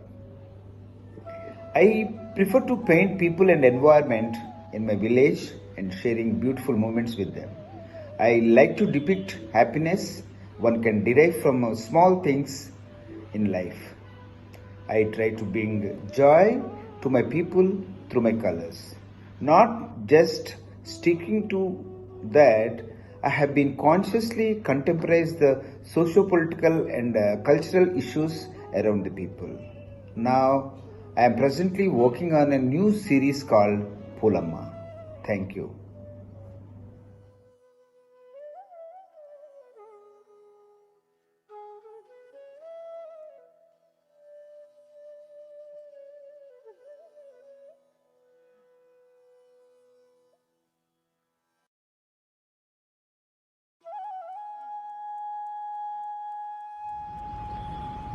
Hi, this is Nirmala Beluka, and the current series I'm showing here is titled Made in India. The series is inspired from Indian philosophy of Prakriti and Purusha, where both are equal and opposite forces that bring creation into being. And mostly my works are centered around the female or the Prakriti, which is believed to be the consciousness according to the Sankhya philosophy. And I try to show how being a creator or an artist myself, I relate very much to nature or Prakriti, which again creates, sustains, and also has the power to destruct. So a few works here are very metaphoric. For example, in one of my works, I show myself as the Brahma, as holding a egg and holding a sprout in another hand, which is representative of creation. And in another work, a woman is shown with the 5 elements of nature, such as fire, land, fire, earth, water, ether, etc. Thank you.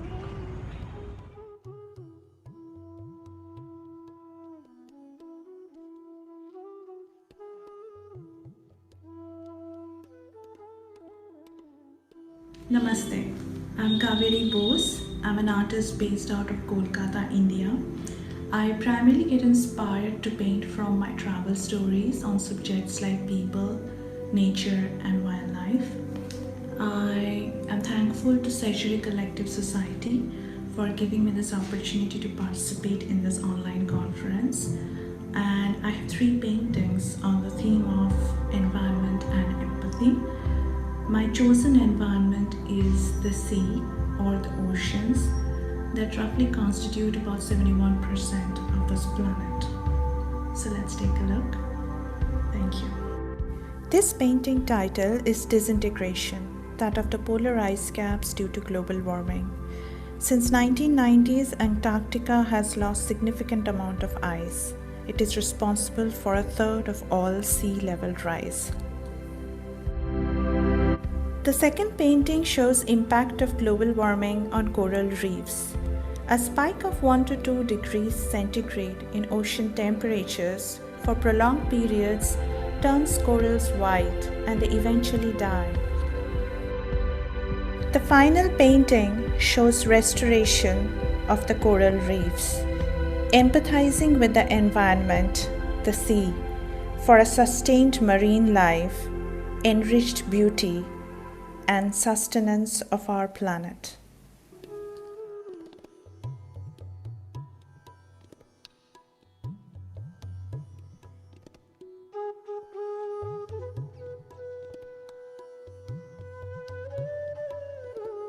Hi, I'm Geeta Vishwanath from Baroda. I write when I'm sad and I paint when I'm happy. I began painting about 5 years ago.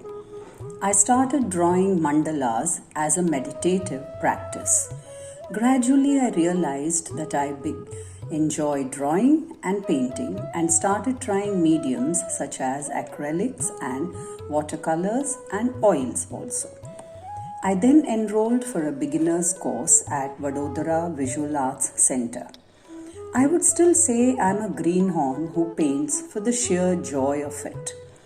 The 3 paintings I have submitted here are collectively titled as Odes to a Pristine Past.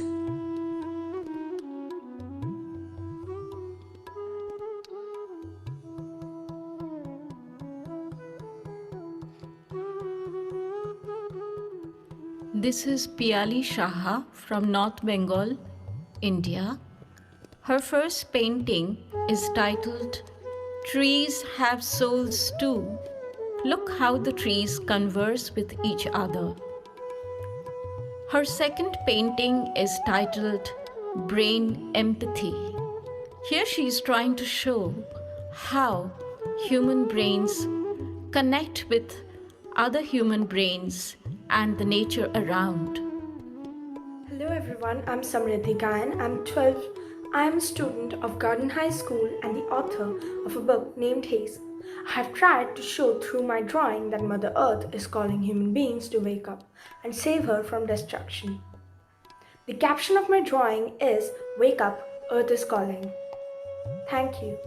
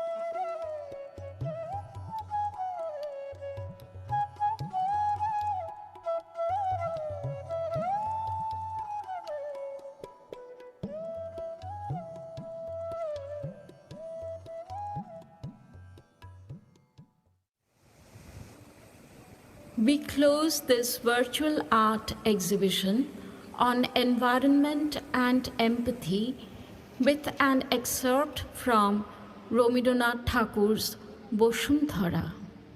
He's the one who actually showed us the way to internalize nature. Here is the quote: "You are mine, dear Mother Earth, have been for time immemorial, ever since you merged yourself with mine in mud and soil to circumambulate tirelessly in the expanse of the galaxies for countless days and nights, on and on. Saplings have risen from me, flowers too, in their abundant splendor.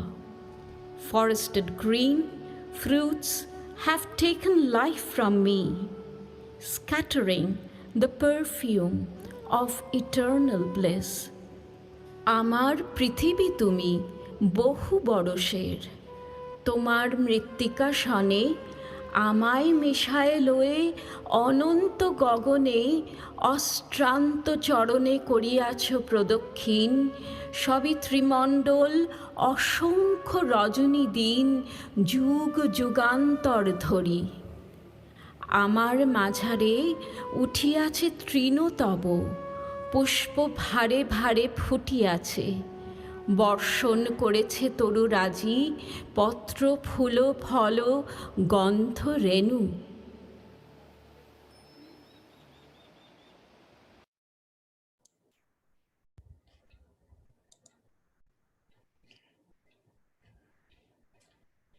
It was indeed a very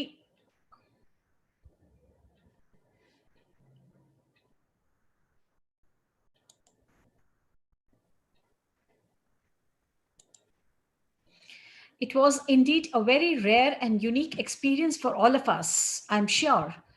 And I invite Dr.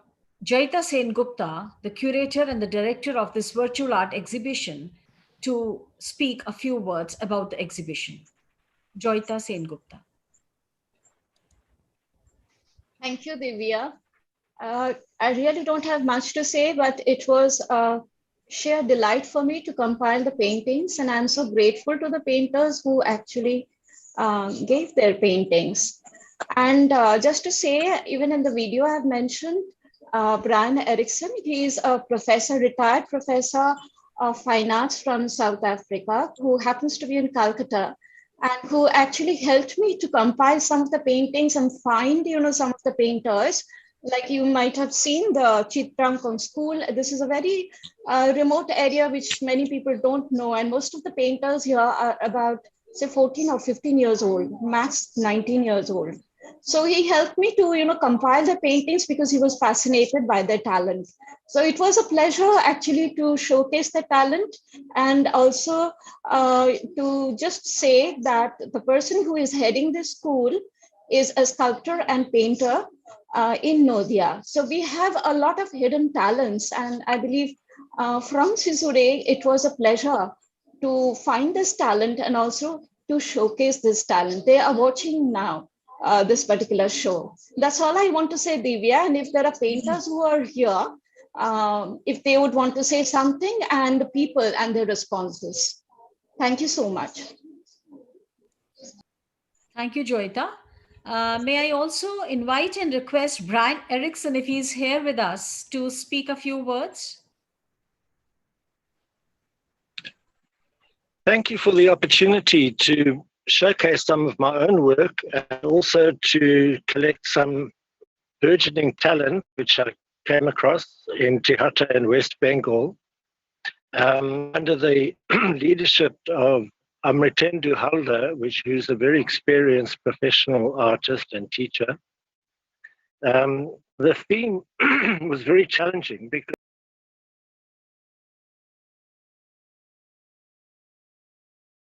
work, and also to collect some a theme like environment and empathy into visual terms. And there's the advantages of visual communication, which circumvents and bypasses the difficulties one's heard about when you translate from one language to another, and how much is lost in the translation, the actual character and idiosyncrasies of the original language. So in that case, in that context, it's easier to communicate visually. The visual image directly communicates. As we saw in some of these images, immediately you can see the coral is being worn away, or the environment is being destroyed by overpopulation and pollution. At the same time, these things can be misinterpreted. You might see the one as a pretty picture and not recognize the deeper meaning involved. So symbolism and the communication of symbolism globally is very important, and to discover and to nurture and develop this symbolism is very important, because this is a global issue. It's not just a localized problem. The whole world is struggling to deal with this corruption of our environment. And to cultivate empathy, again, is another problem, how to get that emotion and feeling into the images. This is something which possibly language has a slight advantage, because people use language a lot more than they use visual communication. And the tone and the mood of the language, as we've heard in the poetry we heard this evening, has immediately a more emotional and sensitive implications. One can feel from the tone of the voice and the lyricism of the language, the structure of the language, the different emotions that are being expressed. And that's also a difficult thing in visual communication. But anyway, I think, we've done our best. And thank you so much for the conference organizers to give us this opportunity to try to translate our feelings and concerns about this global threat of survival in visual terms. Thank you. I'll pass on. Thank you. Thank you, Brian. Indeed, nature and colors have the most beautiful language. Anyone from the painters who would like to respond and speak anything? May I come in, Divya? Yes, ma'am. Yeah, thank you. At the outset, I must really thank the Caesurae conference for accepting my paintings. And frankly, this is the first time I'm actually showing my paintings. As I said in my introductory video, that I'm a beginner and I've never before shown my paintings anywhere. These paintings that I showed are actually a part of my lockdown series. And I realized that as I was painting during the lockdown, I had fewer and fewer human figures in my paintings till a time came when there were just absolutely none. And it was all landscape and celebration of nature and the beauty of nature. And that's when it struck me that truly we are living in an Anthropocene epoch where, human activity can have such calamitous effects on the environment. So that is something I stumbled upon during the course of making these paintings. And once again, thank you very much for the opportunity. Thank you so much, ma'am. Anyone from the painters who would like to speak? Hello, this is Priyanka.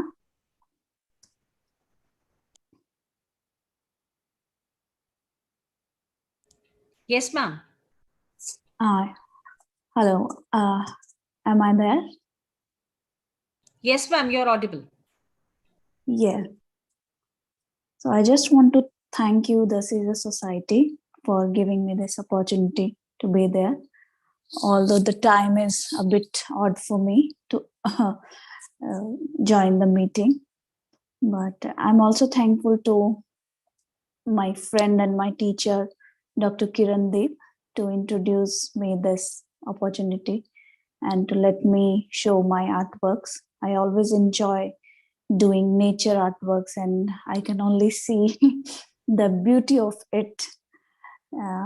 So it was a great opportunity for me to enter in this conference. Thank you so much, everyone. And it was also very delightful treat for me to see all the beautiful artworks here, especially from the younger artists. They were really, really good. Thank you so much. Thank you, Priyanka. Anyone else from the participants or painters, if they are here, would like to speak something?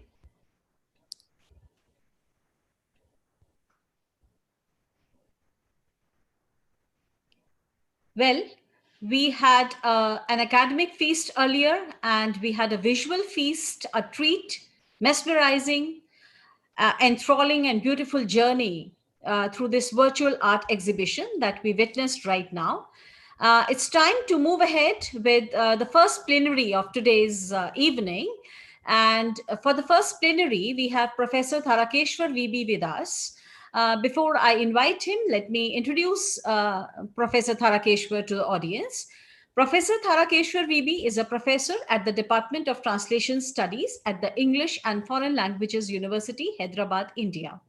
He has published in the areas of translation studies, colonialism, nationalism, linguistic nationalism, identity, literary historiography, etc. He is a bilingual writer who has published both in Kannada and English. He has coordinated a translation series called Classical Kannada Text in English. He has handled many research projects in the area of translation studies. He is on the editorial board of several journals. He has also coordinated a national level project on rethinking the crisis in English studies. He has nearly 23 years of teaching service in translation studies. He has presented papers in more than 150 conferences and given more than 25 keynote presentations. Professor Thara has organized more than 10 seminars, conferences, and workshops. He has also directed a number of plays. Today, Professor Tharakeshwar will be speaking on cultural translation of theatre in the age of pandemic and digital era, stray jottings.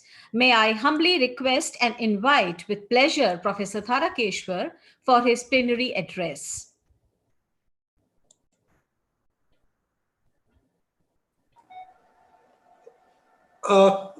Good evening, everyone, and thank you for having me here. I was supposed to start at 8. Should I start early? Yes, sir. You were supposed to start at 8, but we are running early. So if you would like to hear from no problem.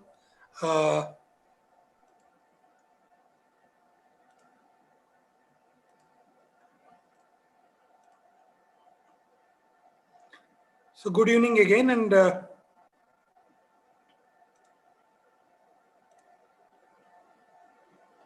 let me begin my presentation. It is titled as Cultural Translation in of Theatre in the Age of Pandemic and Digital Era. Stage jottings. Why I'm calling it as a stage jottings? Because we are in the midst of it. It's very difficult to make sense of the things around you because there is no critical distance that is available either in terms of time or space. So in the absence of that,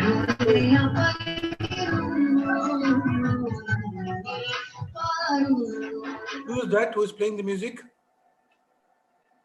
Okay, thank you. So because we are living in the midst of it, it's very difficult to make sense of what is happening around us because we are living through it. And when we are living through it, it's also difficult to critically reflect on what we are doing, because we need to make choices and we are busy in making those choices. When we are busy making those choices, you don't get the time to critically reflect on it. So in that sense, they are jottings. Hopefully, in the next 30-40 minutes, I will be able to articulate my critical reflections on what is happening around us in terms of theater. And through this articulation, maybe I will be able to give a shape to it. And if I am unable to give a shape to it, hope the discussant, the people who are present here, will help me to give a shape to what I am trying to articulate.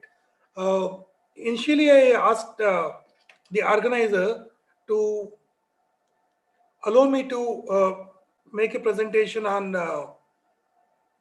27th, because 27th happens to be World Theatre Day, and a paper on theatre would have been appropriate on that day.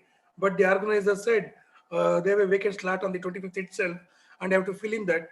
So I am here, and now they are saying that it is not at 8, you have to start at 7:50. Again, I am here at 7:50. So that's what the performers have to do. Whenever they are called upon to perform, they have to be there to perform.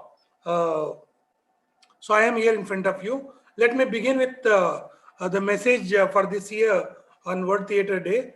The message for the World Theatre Day is given by Ellen Mirren. She's a well-known artist, both in theatre as well as on screen. It is a practice that every year they choose a particular person to give the message, and this year it is Ellen Mirren who has given the message. The message that is given by Ellen Mirren for the World Theatre Day is important for the issue that I'm trying to raise here in front of you. So anyway, advance World Theatre Day to all of you. So let me read the message. This has been such a very difficult time for live performance, and many artists, technicians, and craftsmen and women have struggled in a profession that is already fraught with insecurity. So there is a struggle that is happening within the theater community, and she is pointing out towards that. And already the theater itself, the profession itself is insecure. Maybe that always present insecurity has made them more able to survive this pandemic with wit and courage. Theater was always in crisis. It always perceived itself as in crisis, and it has survived for the 150 or 200 years. If we look at that as the time span of this modern theater. So there's some kind of optimism that we will be able to overcome this crisis too. Their imagination has already translated itself in these new circumstances into inventive, entertaining, and moving ways to communicate. Thanks, of course, in large part to the internet. So already this courage, this imagination that the theater community has, it has translated itself that into a new venture using the internet. Human beings have told each other stories for as long as they have been on the planet. The beautiful culture of theater will live for as long as we stay here. So there's some certain kind of optimism going through this crisis about the theater that will be able to survive, and we continue to narrate stories or perform stories in front of others. The creative urge of writers, designers, dancers, singers, actors, musicians, directors will never be suffocated, and in the very near future will flourish again with a new energy and a new understanding of the world we all share. I can't wait.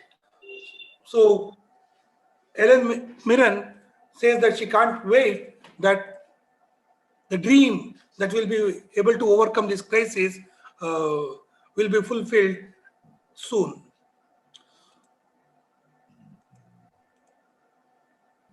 And as a contrast to that, I've also culled out certain reports in the newspaper. I've also culled out the reports from the newspapers in Canada in the last 1 year, where they talk about the effect of COVID on the artists, how they are suffering, how they are unable to make their daily living, and the company owners. We have two main traditions in theatre in Karnataka. One is what is generally called as amateur theatre, and the other is called as professional theatre. The professional theatre goes from one place to another, and it will have a camp, and then it will perform for a few days.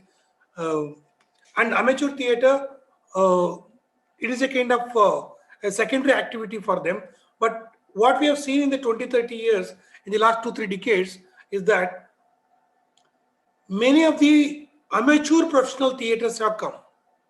So they are no more amateur. They mainly depend on theatre for their survival. But in contrast to the earlier company theatre, these groups are also called as amateur, but actually they have become a kind of semi-professional or even professional. And there are many repertoires which have come up in the last 20, 30 decades. Sorry, in the last 2, 3 decades. So many of these people, because they survive on theatre, they're unable to make their ends meet during this pandemic. So these are the report from Dharwad, from Bangalore, from Uttar Karnataka, from Kalburgi. So wherever you go, there is a problem with artists. And many of these artists, in order to survive, they also started mobile food marketing shops. So they will hire a Maruti Vanya kind Omni, and they will prepare food and they will sell it on street. A kind of cart vendors, but not cart vendors, but actually car vendors. So through car, they will sell the food.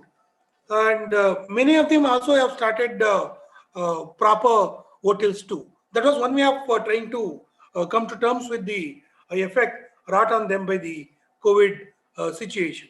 I will not get into these reports and show you the photographs and other things, because it will be depressing.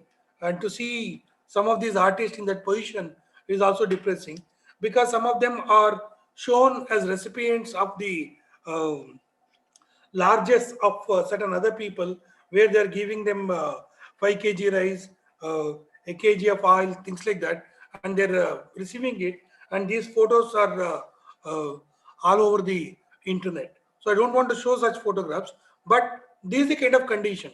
So one side, we see a kind of optimism about the present crisis, that we are able to translate our imagination, our grit, our courage to overcome the crisis.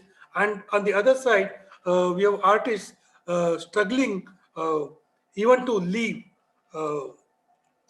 In that context, what I'm trying to speak about, I'm not talking to, I'm not trying to highlight the problems of the artist, but more about what kind of changes are happening, and what kind of cultural translation the theater is undergoing, and how to make sense of it, and what is the option that is projected as the future of theater, or the solution to the crisis that we are facing now. So one is live streaming. So everybody is talking about using internet to do theater, live performances. So live streaming, is it the messiah for the problems of the theater? Is the question that I'm trying to take up and answer here. And also, it's not simply, I would like to say that there's not a condition that has been created by in the last 1 year because of COVID-19. The symptoms have come to the fore now, but the entry of digital culture, what I am trying to call as digitality, is something which began in 90s, and since then it is challenging theater, and the theater has to and is negotiating this entity called digitality. So let us see how this negotiation is happening between theater and digitality. Of course, this negotiation is uh, focused now due to COVID-19. Before understanding the present crisis, let us take a kind of a diachronic view of the crisis in theater. So modern theatre in India, roughly we trace it to 1850s with the emergence of theatre in Bengal and also in Bombay as a result of touring companies which came from England to entertain the our colonial master. So, as an imitation of that, we also started theatre here, and Parsi theatre in Maharashtra and its influence on other amateur theatres in the entire South India is well documented. So, and it was a flourishing business at that point of time, though it had its ups and downs, but it was a flourishing business. Because we know at one point of a time, a particular Kannada company headed by Gubbi Veeranna, when they were doing a play, they used to hire the entire train, the rail for the travel, it seems. So the artist and the settings and even other things, they used to carry live elephants for the play called Kurukshetra. So all those things used to be carried in the entire train, hired by them. So they used to hire the entire train to travel, and so it's, in that sense it was flourishing. So suddenly we had this movie or film, and that was a kind of challenge to the theater. Initially, we all know that it was theater which easily got transformed into film in India. So most of the early films were actually filming of the actual stage plays. So in that sense, it was a easy transition that happened. But once that transition happened, the live stage started facing a kind of threat from the screen culture. So in that sense, there were some people who moved from the theater to the cinema field.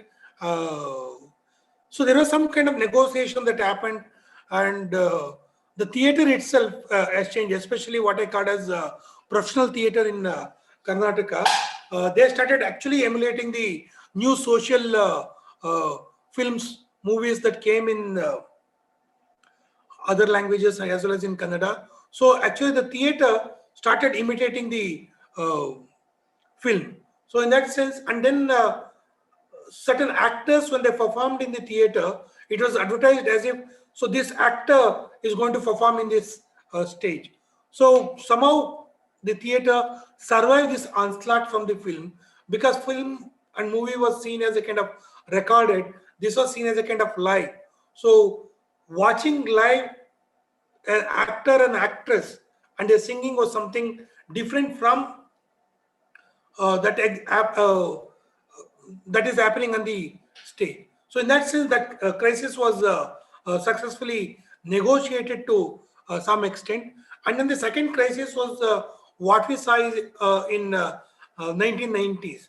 So 80s is the entry of television into Indian middle class, and by 90s, irrespective of the class, everybody was owning a television, and then that was seen as a kind of threat, because for entertainment, people will now sit at home, and it's very difficult to get them back to theater. So it's not easy to push them to watch the live performance. That was the kind of argument. So at this point, I also know that Doordarshan, that was the only channel that existed. It started streaming some of the amateur plays, recorded plays. So with a single camera, they used to record the amateur plays, and then they used to, once in a week, they used to show a play on TV. But that was in the late 80s and early 90s. But by mid 90s, when there was satellite digital technology coming into this television uh, business, that changed the scenario. So again, the TV or satellite television was seen as a kind of threat to the theater, and we were talking about death of theater. Several seminars were also organized in late 90s to talk about it. But interestingly, within 5-6 years, uh, by the first decade of the 21st century, uh, everyone involved in theater in Bangalore, Karnataka was happy, because most of the shows were household shows and the tickets were booked in most of the theaters. So, and the number of troops and the number of plays and the number of shows, everything increased. So somehow theater seems to be was in its uh, full strength in that sense. So what happened? Because again, the theater asserted its liveness, and people who were fed up with watching the recorded things on television, they moved towards theater, especially in Bangalore, especially the software crowd. They headed towards theater, and somehow theater survived even this satellite TV onslaught. Interestingly, the television itself was also trying to emulate this concept of live, which the theater asserted, with live shows, with reality shows. So instead of recorded, they wanted to show as people are. So apart from sports, the live streaming came much earlier. Uh, but even in other cases, they started doing it live uh, in the television. So now, in the first decade of the 21st century, we had a different concept of live. Earlier, the theater used to say that it is live art because it is doing it live, audience, and they watch it together and they make it happen. So that was the kind of identity that theater asserted, and TV was lagging behind that. But somehow TV took on this what was the characteristics of the theater and started claiming it. So a new concept of life emerged, and this new concept of life was very popular in the television, so much so that even some of the teleserials, they started incorporating a kind of live shows as part of the narrating the story. So there will be an antakshari competition, there will be a singing competition. So some of these what was shown as reality shows, uh, they made their headway into even the soap operas, the daily serials. So in that sense, this concept of live started ruling it. So this reality show or concept of live, and then the characteristic that the theater was trying to assert as uh, a characteristic that defines its identity was something that we see now. So there are two concepts of life emerging it, and they're competing with each other. So, and they continue to compete with each other now. So now with modern theater facing the challenge from digitality and COVID-19. So now you don't have to have the audience, and you don't need the audience to perform.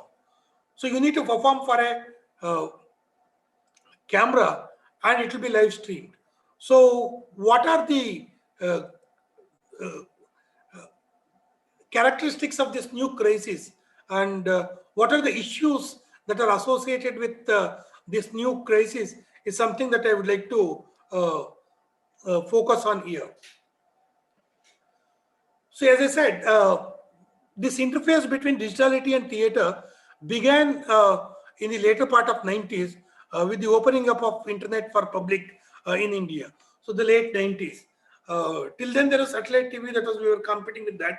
But internet came in the late 90s and so we started interacting with that. Even in the theater, what we see during this period is a certain kind of work that we used to do in theater started adapting this digital technology. It began with music.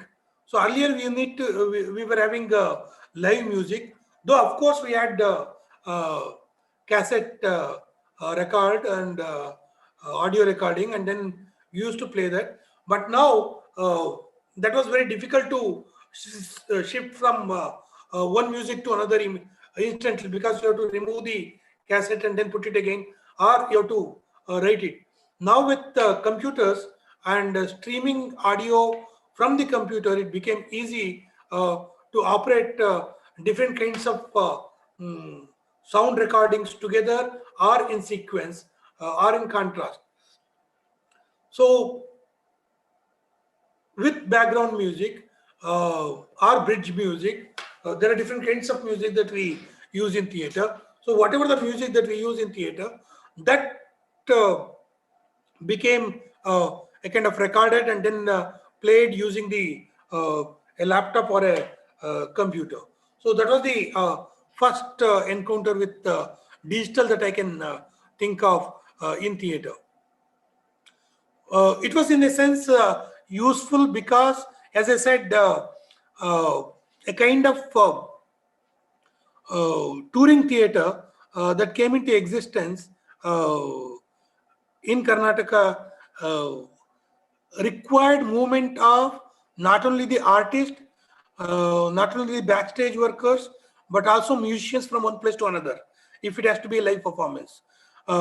With some of the repertories which came up in Karnataka, now there are mainly maybe more than 10 repertoires in Karnataka, which take up a play or two or three and then roam around not only Karnataka, even they go outside Karnataka to perform. Neenasam is one, and then there are many such troops now. It began with Neenasam Tirugata, where they perform camping in most of the places for 3 days, 3 shows, 3 plays. So it was very difficult to carry musical instruments as well as the musicians. So it became easy for them to carry the recorded music and using a laptop, play it through the audio system. And then later in 2004, I did an experiment with a play when I directed a play for the students at Kannada University, Hampi. It was a play by Chandrasekhar Kambara, who is the chairperson of the Sahitya Academy in New Delhi now. And it was called Kitty Kate. So in this play, I used a big projector and the computer projector for the stage setting. So that was a kind of experiment, and it was a big hit during that time. So from music, we moved to the stage setting, and to some extent also it took care of the lighting. And then in 2005, we have a play by Girish Karnad called Vadakalu Bimba. In Hindi, it's called Bikre Bimb. In English, it's called Broken Mirror. So in this play, Girish Karnad brings in live streaming and TV as part of the narrative technique. The entire story unfolds in a TV studio. So where a writer is giving an interview, and the writer is there, and then it is also streamed on the TV simultaneously. and suddenly the image of the writer starts speaking to the writer. So, and then the dialogue continues. So the image from the TV speaking to the author who is sitting in the studio, and then their conversation constitute the crux of the play. So here, the live streaming and TV comes as a kind of narrative technique to address the kind of schizophrenic condition in which we are living today. Basically, it addresses the question of Indian writing in English and Indian writing in Indian languages, and it dramatizes it through these two characters, one in the studio, the one on the screen. So that was a kind of so the digital technology making its way into the narrative of the play itself. And then in the second decade of the 21st century, we see that the FOH going digital, that is front of the house going digital, where ticket booking and publicity goes digital. So we have many book my show kind of thing, and then they also book your ticket for the theater show. So earlier you have to go and purchase the ticket, or you have to purchase in person earlier itself to watch the a theater show. Now you can book and then go. So this kind of online booking began in the second decade of the 21st century, and the publicity also went digital. Earlier it used to be handbills and posters being circulated or put up in certain notice boards where the theater goers are likely to assemble. Now with digital posters were designed and circulated through Facebook, WhatsApp, and also putting it up on the blogs, things like that. So the FOH was went also digital. So and we also started recording the performances in 90s itself. So earlier, I don't know whether except the Doordarshan recording some of the plays and then putting it on weekly once on TV, there were no records of the performances available. But with VHS, some kind of recording of some plays were available in the 90s itself. But though it began in 90s, but we don't have much recordings during that period. But by 2000, the digital technology was so developed, and the technology was also available to everyone at a kind of nominal cost. Not so you don't have to spend so much money to record a play now. So in 2000 again, the recording of the live shows began for various reasons, because many of these amateur troops they wanted to preserve their performance in memory, because many of them were not sure whether they will perform it again. So why I'm bringing this aspect is I used to argue that the research in theater is not so developed in India, especially because it is anecdotal. We don't have the performance-based studies.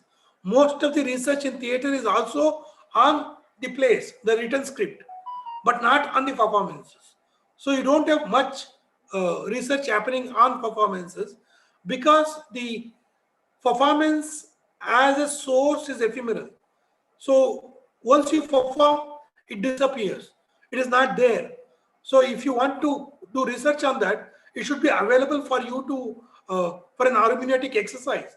That was not there. We mainly have to depend on our memory or some kind of reviews that appear in newspapers of the performances.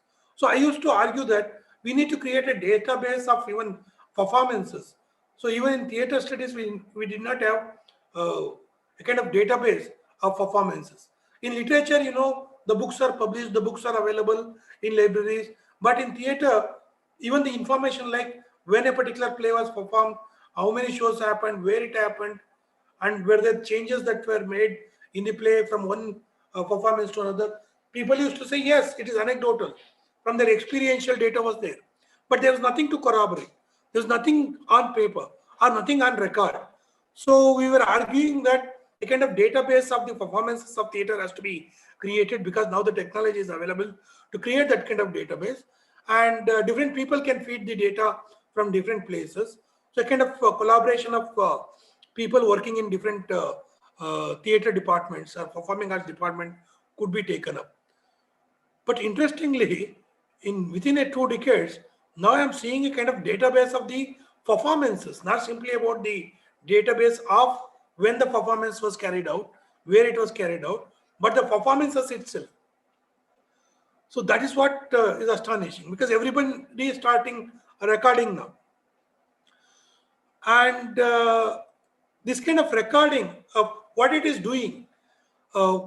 Yes, this is the still from the Vadakalu Bimba, Arundhati Nag playing the only role and the lead role, where she dialogues with the digital image on the screen. So in this particular performance, they have recorded the dialogues of this character on screen, and it is streamed, and the live actor interacts with the digital actor. So both the roles are performed, played by Arundhati Nag. But some of the other performances of this play by other troops, what they have done is they have also created one more character, and one more person will stand behind the frame and speak as if they're speaking from the TV. But here, the dialogue and the conversation happens between the image on the screen and the live artist. That apart. So the recording of these performances were useful, not only for preserving it for our memory or posterity, as a kind of memento for ourselves in the later life, but also for pedagogic purposes. So while teaching theater, it was useful to show a particular performance and see what kind of experiment has been done, and how a particular actor is doing, and what are the problems with that kind of acting, or what are the advantages of that kind of acting. You could explain all these things to uh, uh, the people who are getting trained in theater. So for pedagogic purpose, it was very useful. So in that sense, these digital recordings of the live performances were used for the pedagogic purposes. Now what is happening is, it is not simply a recording for pedagogic purpose. Now, if you search internet, live streaming kits are available, and a lot of research is carried out on this new technology and theater. There are platforms which will host your play and stream it live. Let me show some of these uh, websites.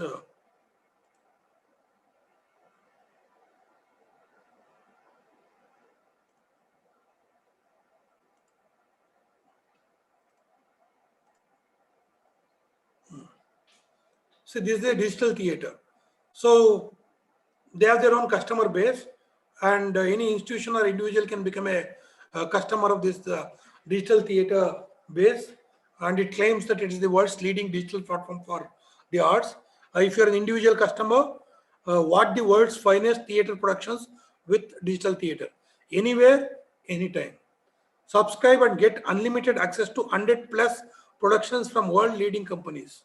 So for the educational institutions, join the 3 million students at 2000 plus institutions around the world who have access to 1200 plus curriculum linked resources, including backstage insights, practitioners interviews, written analysis, and 450 plus productions.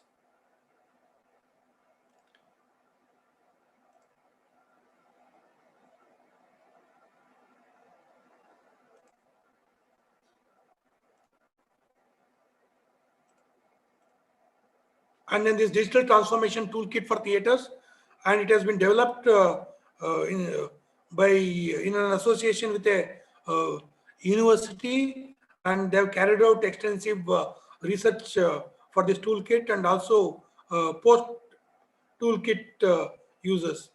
And then there is this is a platform for online theater streaming. So in that sense, everything is ready. You just have to subscribe, and your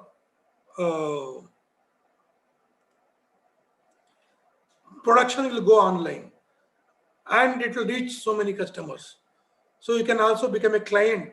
So these companies will have two clients. So you are also a producer, also a client, and the consumer is also a client for these digital mediators.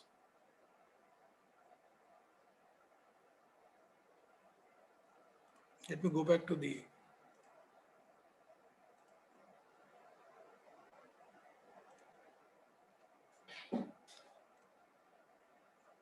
So live streaming kits are available now, and live is the criteria that defined the ontology of theater.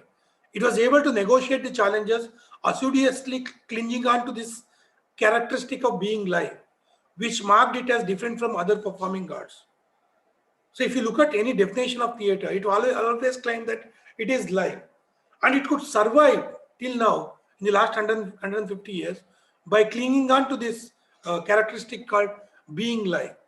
So when this being live to live streaming happens, this cultural translation happens, what are the consequences and where will it lead us is something that I would like to bring to your attention here. So live performance being streamed versus live streaming of the performance. So if you look at that database, it claims that it already has the production, the performance in its database. So you can access it anytime, like OTT platforms. You watch any film that is already there in the database. Or when the play happens live, they stream it. So you are performing a play not for the audience who are present in front of you, but for the audience who are sitting somewhere else, whom you don't see, with whom you don't make an eye contact, and you don't know what is the reaction, whether they're clapping or not. Even if they're clapping, even if they're appreciating, even if they're commenting, that might appear on the screen. But as a performer on the stage, you don't have access to it. At least now when I'm speaking to a screen here in this conference, to the people whom I don't know, many of you, and I might know, but I don't know that I know you. And I am not making any eye contact with you, but I'm speaking. So a theater performance will also be something is like this. So where somebody else will be streaming it. So this live performance being streamed, that is recorded and streamed, and then the live streaming of the performance itself. Or it could be dual mode, that you also continue to have a theater where you can go and watch the play there, or you can sit at home and then access this database or through the platform, through your laptop or mobile, and then watch it in your drawing room or in your bedroom or wherever you would like to. So both kind of theater exist, or the audience will also be present and it will also be streamed. So many amateurs are doing that. So they're doing it for the live performance, for the live audience. So and then somebody will stream it in Facebook or in YouTube. So both could happen, live audience and then the audience sitting somewhere else. If that is the case, then what will happen to this entity called theatrical experience? Because unlike literature, unlike other forms of art, we always said that the theatrical experience is ephemeral. You watch and then it will disappear. But this ephemerality of the experience will remain in your memory. It will be etched in your memory. It will be leaving. It will be growing, or it might disappear. And what happens to this experience in your memory is completely a different thing. What we choose to remember, what performance we choose to remember, or what aspect in a particular performance we choose to remember, and how we see it when we are watching it, it only disturbs me. Then I start thinking about it. After 10 years, I realize the disturbance, why it disturbed me. And then I form an opinion about it. So there is a kind of growing that happens in your memory when you see this theatrical experience. So that is the kind of, though it is ephemeral, but it lives in your memory. It gets transformed in your memory, or it might also die in your memory. We don't know. And this new viewing experience, how will it, what will be the new theatrical experience? Will it be different from watching a movie? Will it be different from watching a spectacle like IPL or some other sports? Or is it similar to that? So will this difference between theatrical experience and other experiences, will it disappear? Because we also see that theatricality has become a kind of catchword in this new digital entertainment business industry. Even war is being projected as a kind of theatrical experience. We know the research that has happened about the beaming war on television. And many forms, even in the elections, how do they create theatricality to grab the attention of the prospective quote-unquote voters? So what is happening to theatricality in the digital era? If you are watching theater on digital platform, what kind of experience it would be? And then that viewing experience for the audience in single sitting, generally maximum one break. If it is a big play of 2 hours or 3 hours, otherwise one sitting viewing with lights off, just lights on stage. And now you can view it, you can pause it, you can again come back to it. Or if it is there available on YouTube, you start watching it. Now and then there will be advertisements coming in from YouTube because you're watching free. So what is that kind of experience? So in television, we were already used to that kind of experience. A kind of serials, watching serials. Watching everything with a kind of commercial break. So in 2004 play, I also did a kind of experiment of introducing between scenes a kind of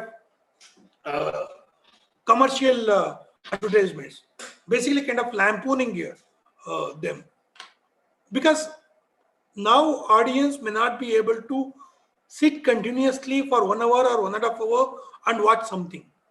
They need something, they need a break in between. That's how we have been trying to through this watching television. So I was trying to bring that mode into the theater during that time. So will that be the kind of new normal now? I don't know.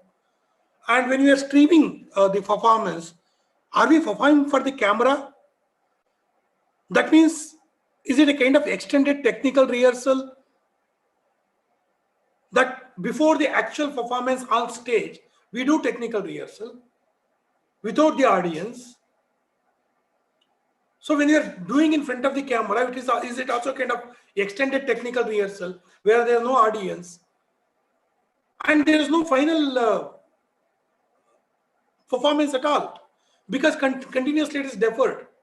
You perform on the camera and it's only for the on screen. So constantly deferred live performance. And then if there are more than one camera, there will be live editing. So what does it do to the framing and shaping of the theater? What happens to the viewing perspective, the gaze? Are we performing for the camera? Are the camera gaze and the camera perspective is shape our viewing of the play? If there are multiple cameras, and even in the live streaming, not recorded, even in the live streaming, if there is live editing, you switch from one camera angle to another, close-up shot to long-up shot. Will it become like a kind of instant movie film? Will it erase the what is seen as the quintessence of the theater itself?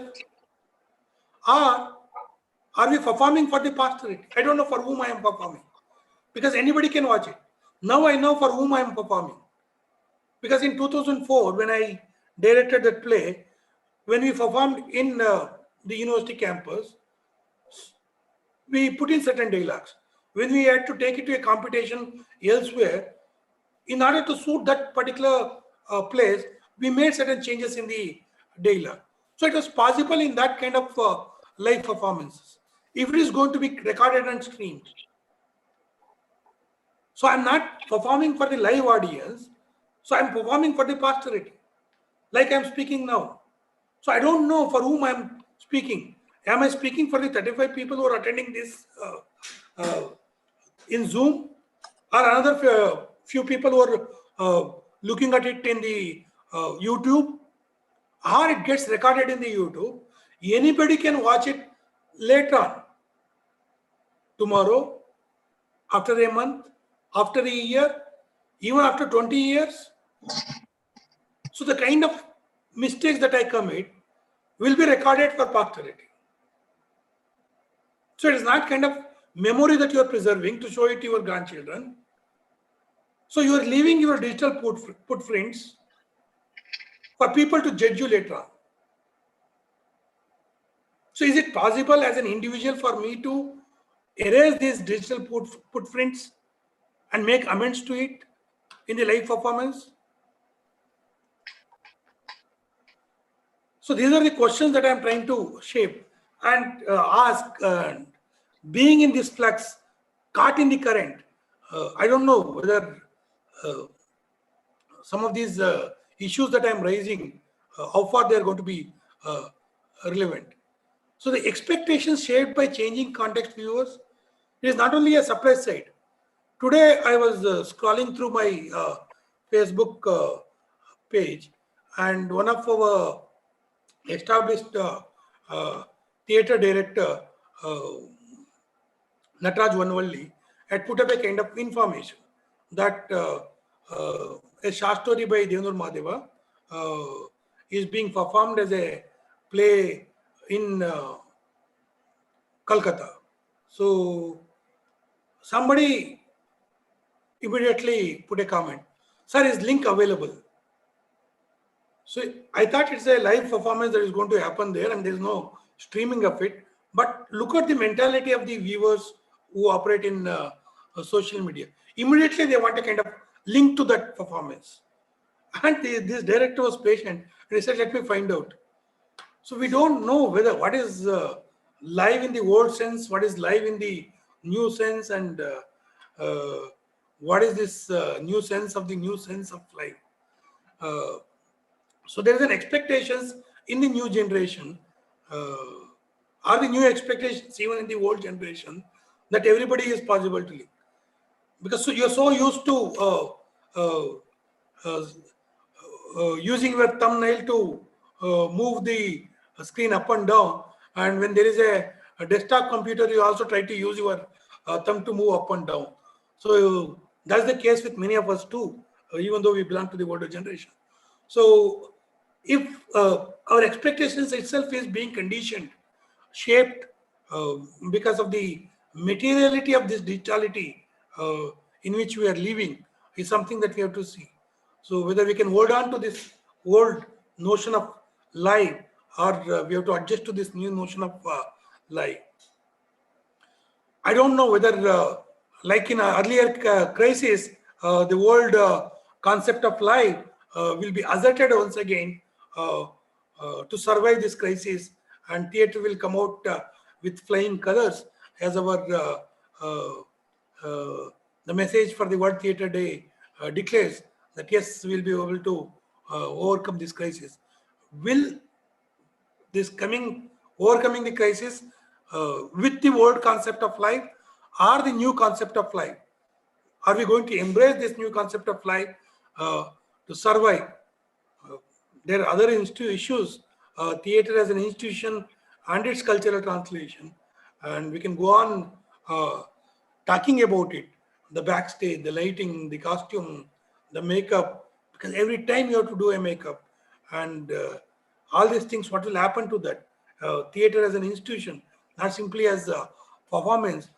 I'm not going to touch all those issues because all those issues are also there, and some of these issues are also uh, issues of livelihood. So what will happen to these livelihood? Whether they will disappear, whether people who depend on these livelihoods will be able to uh, have a smooth transition to the new livelihood or not? Will somebody else will take it over? Because now it seems to be these OTT platforms which are trying to take over everything. So both the performers as well as the viewers will become clients to these platforms that are coming up. So I will stop here so that we can have some question and answer so that I can achieve more clarity about what I am speaking. Thank you very much. Thank you so very much, Professor Tharakeshwar, for a very, very exhaustive approach to culture translation. I was overwhelmed. It was very new to me, and the kind of perspectives that you opened up between for the interface between new technology, digitalism, and theater. I hope we will have so many questions. But before that, I would like and request Dr. Yamini Krishna to respond to your talk. Dr. Yamini Krishna. Yes, thank you very much. And thank you, Professor Tarakeshwar, for that very nice talk. I mean, I really enjoyed it. Also, I having been some time in amateur theater, it was really very nice to think through these things. In your talk, I'm trying to re-articulate what you said. So one is when we're talking about theater, liveness being one of the central aspects of theater.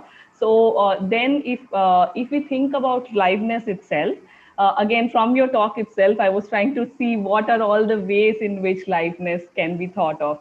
One is in terms of form. That is liveness as a form, which is what we see in case of Bimba. Whereas, they're trying to create something of a, or not Bimba basically, but live TV. Rather, when they say live shows on TV, they're trying to create some kind of a form which replicates a kind of theater, like live theater, but onto TV. So translating it onto TV, that's one thing in terms of form. The other thing I was thinking is that if you think about liveness, is it about simultaneity?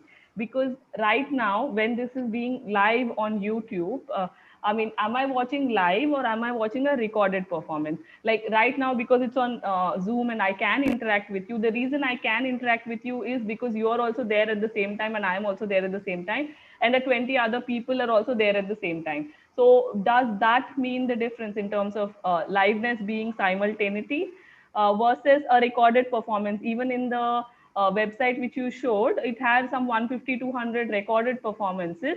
But I'm sure I wonder if there is a premium to see something live in terms of the way they sell. Because the premium thing about theater has always been live, that we always want to be there. The reason we want to be there is also we are seeing it with another 10 people. So there is a certain community formation. Instead of me watching on my screen, like I can do 10 minutes now, 10 minutes tomorrow, 10 minutes after a week or so. But rather, because I listen to you right now, I can discuss all of these immediately with another 20 people, which has a certain value. So is there a premium which people are placing to such kind of liveness versus the recorded liveness where you were talking about there is certain editing, there is certain, which camera, how do we present it live, all of that. These are the three aspects which I was wondering about liveness. One is liveness as a form, another is simultaneity, and as a result, the effect of community which gets created. And I was also reminded of the Walter Benjamin's, classic thing of like, okay, cinema destroys the liveness of theater because then you're performing for the camera. Now, if that's what is happening in this like digital theater, then is it cinema? Is it theater? Because that for him was the difference between theater, and because you see the audience, because you can improvise, because every performance is different. Uh, so there is a certain aura to it. But when if it's a recording which is played, replayed, and replayed, then where is the aura? So yeah, these were the things I was wondering, and I really enjoyed listening to all of. I don't think they were stray jotting though, but it was very interesting. Thank you. Uh, Thank you, Amini, for these comments on the presentation. Yes, this concept of live itself is, there are different concepts that are thrown up at us now. So yes, this is also live, but it is also mediatized live. Now I don't have a kind of background. So I am exposing myself with my room, or in fact my bedroom. So I can use even a kind of virtual background here. So when I use that, and we also had in this live conference recorded video being played. So when we had a virtual art exhibition, we also called it as virtual live. So, but it was recorded. So this the distinction between the recorded and live is one thing, and both are being mediatized. So they're mediated through a certain kind of media technology is something that we need to look at. So when it gets mediatized, what happens to it? What are its consequences? Yes, I do agree that simultaneity can be achieved through this technology. Then we are only seeing it as a kind of a tool to achieve simultaneity that was otherwise not possible during pandemic. Or earlier, to create a kind of community, you need to have a particular grounded space where you interact every day. It was not possible to interact with people who are in a distant place, in a non-contiguous location. But now with technology, it is possible. Yes, to that extent, the community formation of the earlier communication technology and the community formation of this new technology, they're qualitatively different. What are the implications and politics of these community formations? That will keep it aside, because that itself is a big issue. I will not get into that. But yes, this mediatized concept of life is something that worries the many of the people who are in theater. It is necessary for their survival. I was speaking to a friend yesterday from Mysore. He's also a professor, but also interested in theater. When I spoke to him that tomorrow I'm going to speak like this, I said, "What? Live stream and theater? How can it be theater?"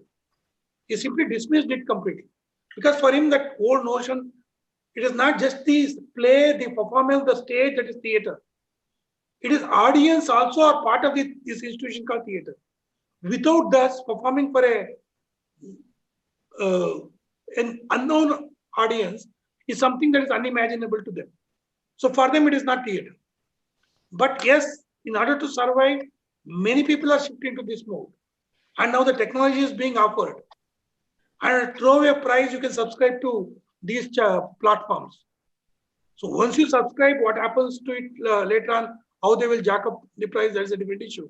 But now at least they're luring you to get into it. So the question is, will getting into it will make us survive, or asserting the old notion of life will make us survive is something that we need to wait and watch. Or will there be both two different kinds of art forms in the coming days? I just had when you were talking, I was just wondering, because you also talked about your experiment in 2004. I was wondering, I'm wondering aloud, how would a theater made for Zoom look like? Just wondering, in the sense that, say, if you design a play or if you adapt a play or a performance that way? Again, is this like, I mean, just wondering. See, I don't know whether I will be able to design a play for Zoom platform. But again, I would like to bring this experience of Zoom onto the stage. How I would like to incorporate, I don't know. I have to think through it. But I've tried this experiment. In a few years back, when we did a play, I thought I will bring in TV anchors and then project the play as TV anchors reporting in the news what is happening and things like that. The difference between how they report and what is happening on stage, let the audience make sense of it. So that kind of thing I'm used to it. But designing a play completely for Zoom platform, I don't know whether it will be a play or it will be a kind of instant movie that I will be directing. Yeah, it's a point to think about. That's all. I was just wondering. Thank you, Yamini, and thank you, Professor Thara. Professor Thara, with your permission, may I read certain observations and questions that are being posted in the chat box? Yeah, sure. Professor Vijay Kumar says, we tried to bring Karnad's Bimba to Hyderabad Literature Festival, but the stage setup with so many TV screens itself was so expensive. So doesn't that work against the play? And yeah, then okay. Let me answer it. Yes. Yes, many of the plays, if they have to be performed elsewhere, the transport is a big thing. And you have to pay for the transport and it is not cost effective. But recording it and playing the record is very easy and also cost effective. There is one more aspect that might be in the favor of this new changes that are happening, transformation that is happening within theatre. One more observation by Professor Vijay is that while in the US, I watched several plays that were being live streamed from London, while audience were watching it live there. So it was a combination of immediate and distant audiences. One more question is there. Could you please share the source where one can subscribe to watch theatre? You can search online and then subscribe to it as an institution or individual. But I don't want to promote through this platform such websites because they have not paid me to promote it. So I'm only giving the information so you can do it on your own. I don't want to be a mediator of sales for them. Thank you. One more observation, Professor Thara. This seems like a kind of OTT platform, but for theatre. So, yeah. During pandemic, sorry. Yes, it's. During pandemic, a new kind of live theatre emerged, which was through a Zoom platform. It didn't have any stage or props, but just the characters. Happened to see one performed by a group of students in Singapore. And one observation is, Tarakeshwara, you have given brilliant speech. Really, your speech given me new view about theatre. Very insightful talk, Tarakeshwar sir. These were the observations. One question is there, Professor Thara. How is the metaphorical use of translation as transformation justified? Yeah, translation is basically a transformation. For me, the definition of translation is very simple. If the translation defines the relationship between two texts. If the two texts are related, then they are translation. So if they're similar, then they're not translation. They're the copies of each other. So if there is a similar two texts, there are two originals, the copies of the original. They're not translation. A translation will have to be similar to the original, but also different from it. If it is similar, it is not translation. It is completely different, then also it is not translation. It's a different text altogether. So only when it has some similarity with the original and also difference from it, we call it as translation. So in that sense, the translation highlights certain kind of relationship this text shares with the other, but also different from it. So it is similar to that, but also different from it. So in that sense, if there is a transformation, then only we can call it as translation. If there is no transformation, then it is not translation, it is the original. At least the script has to change. At least the sound has to change. If the same sound is there and here, it is not translation. So at least there should be some change in the script, some change in the sound. And we know that if there is a change in the script, change in the sound, automatically the meaning will also change. It won't remain the same. So in that sense, transformation is at the core of what we conceive as translation. So translation is something where a text shares certain kind of relationship with the other, which is similar to the other text, the earlier text, but also different from it. Because it is similar to that and also different from it, we call it as translation. If it is similar to that, then it is original. It is not translation. If it is completely different from it, then it is a different text altogether. It is not translation. So only when it is similar to that, but also different from it, then we call it as translation. Last 2 minutes, we have one more question. Just last question. Why is cinema always considered an enemy to theaters? Why can't they exist as two different forms considering the rise in population and hence demand? Yeah, I completely agree with it, but these are the demands of the time. So in 1950s, I think that was the time when cinema and theater were pitted against each other in Karnataka. But by now, both are two different art forms altogether. They can exist side by side. Now, theater is not seeing cinema as a kind of enemy. So they live side by side now. But in 1950s, yes, it was seen as a kind of in terms of antagonistic terms. But much before that, when there was a kind of transformation from theater to cinema, again, many people who were having theater companies, they were the ones who made films too. And the movement of actors and other human resources between these two fields is always possible, and it continues to possible. And many people today think that theater is the first stage to enter into either small screen or the big screen. So in that sense, they're not antagonistic now. They have become a kind of hierarchical linear. So first you get trained as a theater person, then look for small screen, then look for big screen. So in that sense, they become kind of linear. They're not antagonistic. Thank you so much. The relationship keeps on changing with time. Thank you so much, Professor Thara, for such an insightful talk on theater. We now move on. Thank you very much for this opportunity. I thank the Caesurae and the entire team. And I also thank all those who patiently listen to my stray jottings and rantings here. And so helping me to put some kind of shape to what I'm going through. Thank you very much. Thank you, sir. Thank you. We now move on to the second plenary of today's session, the last one. It is by Professor Saikit Sarakeshwar Ray. Saikit Sarakeshwar Ray, an alumnus of the Satyajit Ray Film and Television Institute, started editing for films from the year 2004. He has edited internationally acclaimed films like Journals of a Village School, Hope Dies Last in War, Understanding Trafficking, The Land's Music, Red Ribbon, Are You Listening, Testimony of a Thread, Blue Helmet, Swimming Through the Darkness, and many others.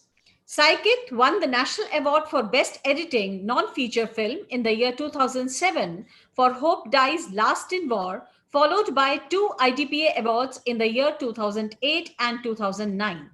He is currently working as an assistant professor in editing at the Satyajit Ray Film and Television Institute and is constantly in touch with aspiring filmmakers through workshops in different institutes across India. With proud privilege and honor, I invite Professor Saikit Sarakeshwar Ray, who will be talking on background music in Ray's films, The Maker's Wand. Professor Saikit, please.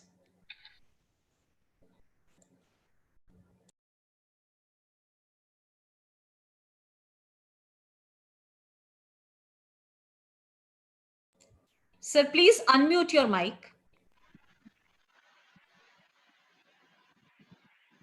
Yeah, good evening. Good evening, sir. Yeah, am I audible? Yes, sir. Yeah, yeah. Thank you very much for the wonderful introduction. And I think let's have the presentation first, and then I'll talk about in details, or as in if there are questions. I have given the video already.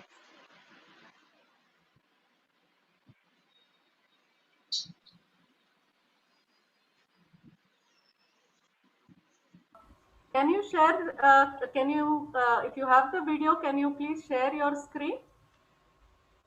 Okay, do you want me to play it? Yeah, yeah. I'll share the screen so I can play co-host. I can make you co-host so you can share the screen. Okay, but you have to give me 2 minutes then. I don't have it right now. Just a second.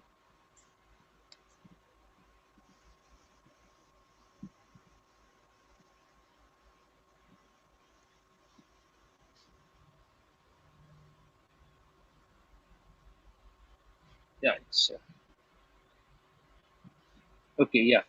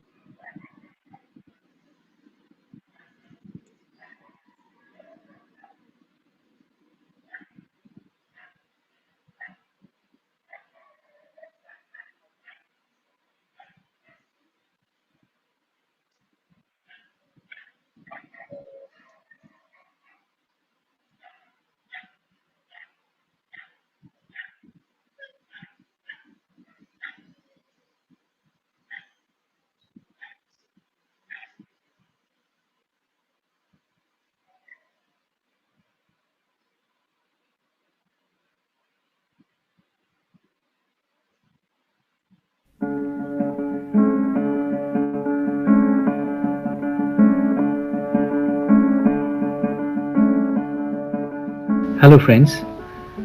I'm thankful to the Caesurae Collective Society for inviting me to this wonderful session, the international conference that is happening online.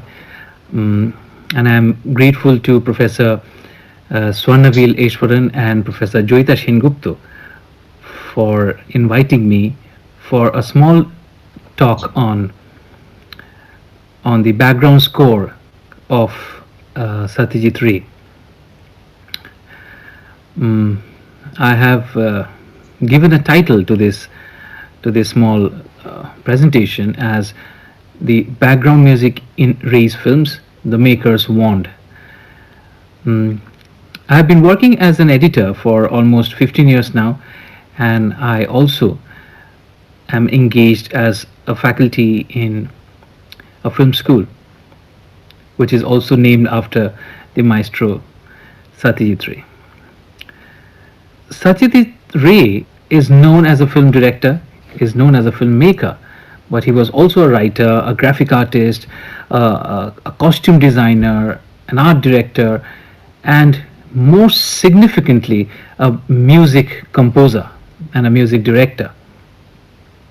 Apart from the few films in the beginning of his career, all the films that he has done after that, he has composed his own music, and the music pieces were so popular that people even today remember those pieces as they remember the films.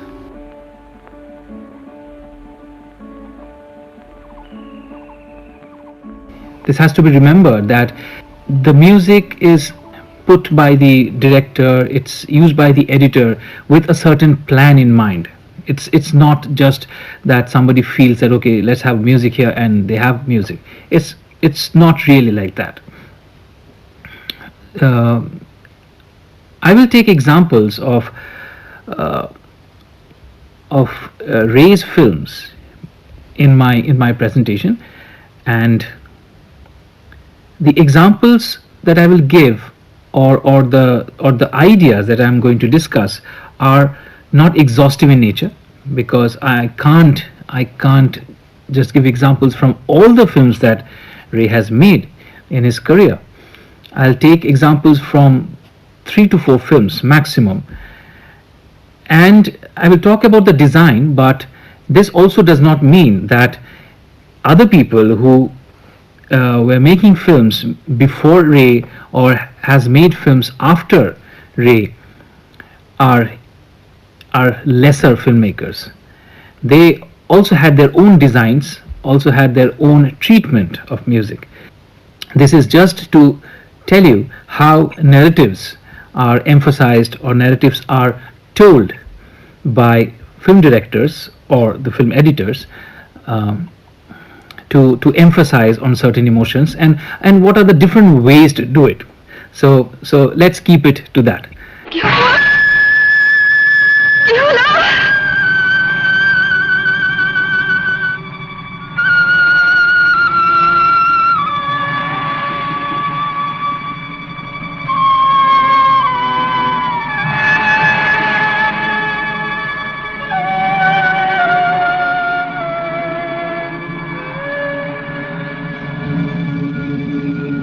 So where exactly do we expect the music to come in?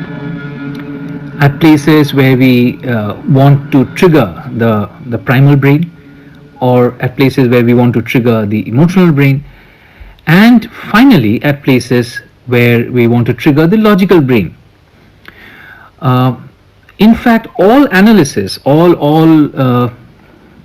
discussions that happen for a film are basically targeted towards the logical brain, that we want to place a particular film in the context of the society, and how a film is good or bad, or is saying bad things, saying good things, etc., etc. And it continues. The debate is unending.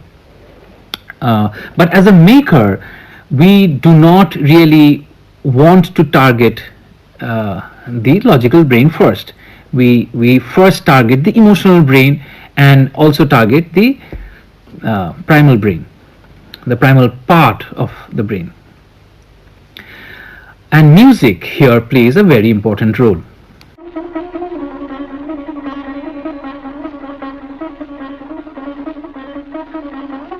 Which means that if you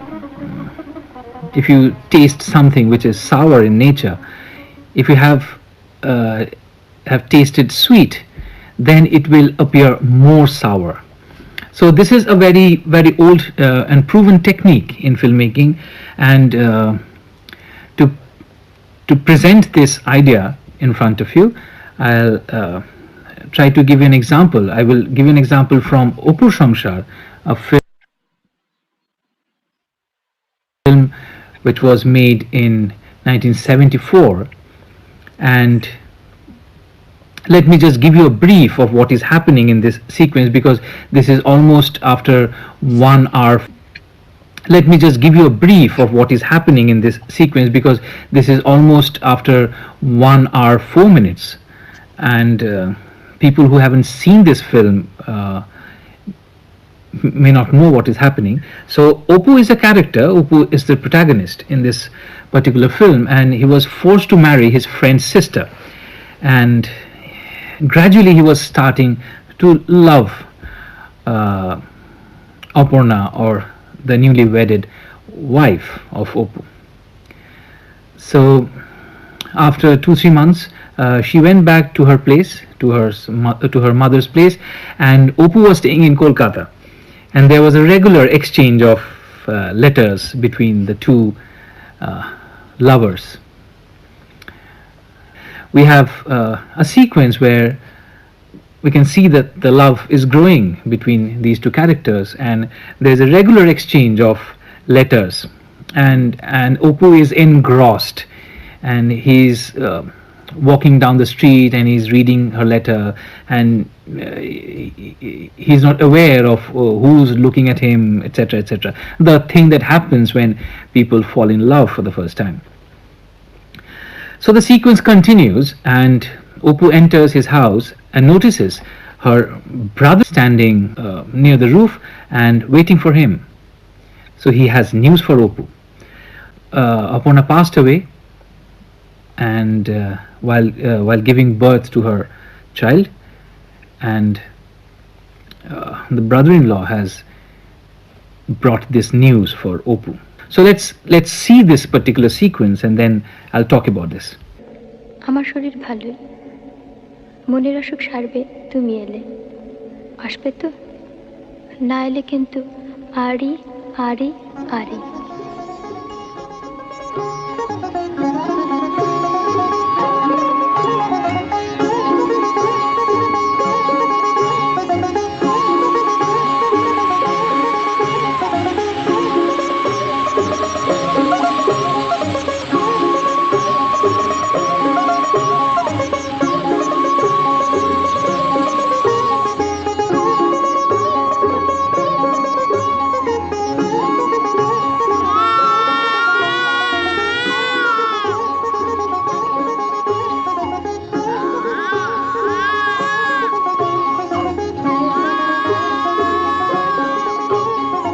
ভালো তো? আগে হ্যাঁ ভালো। অধিককার সব ভালো।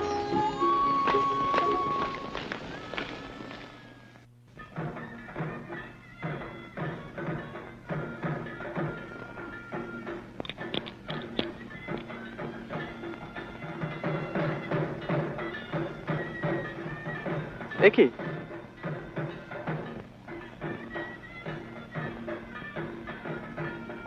Murari,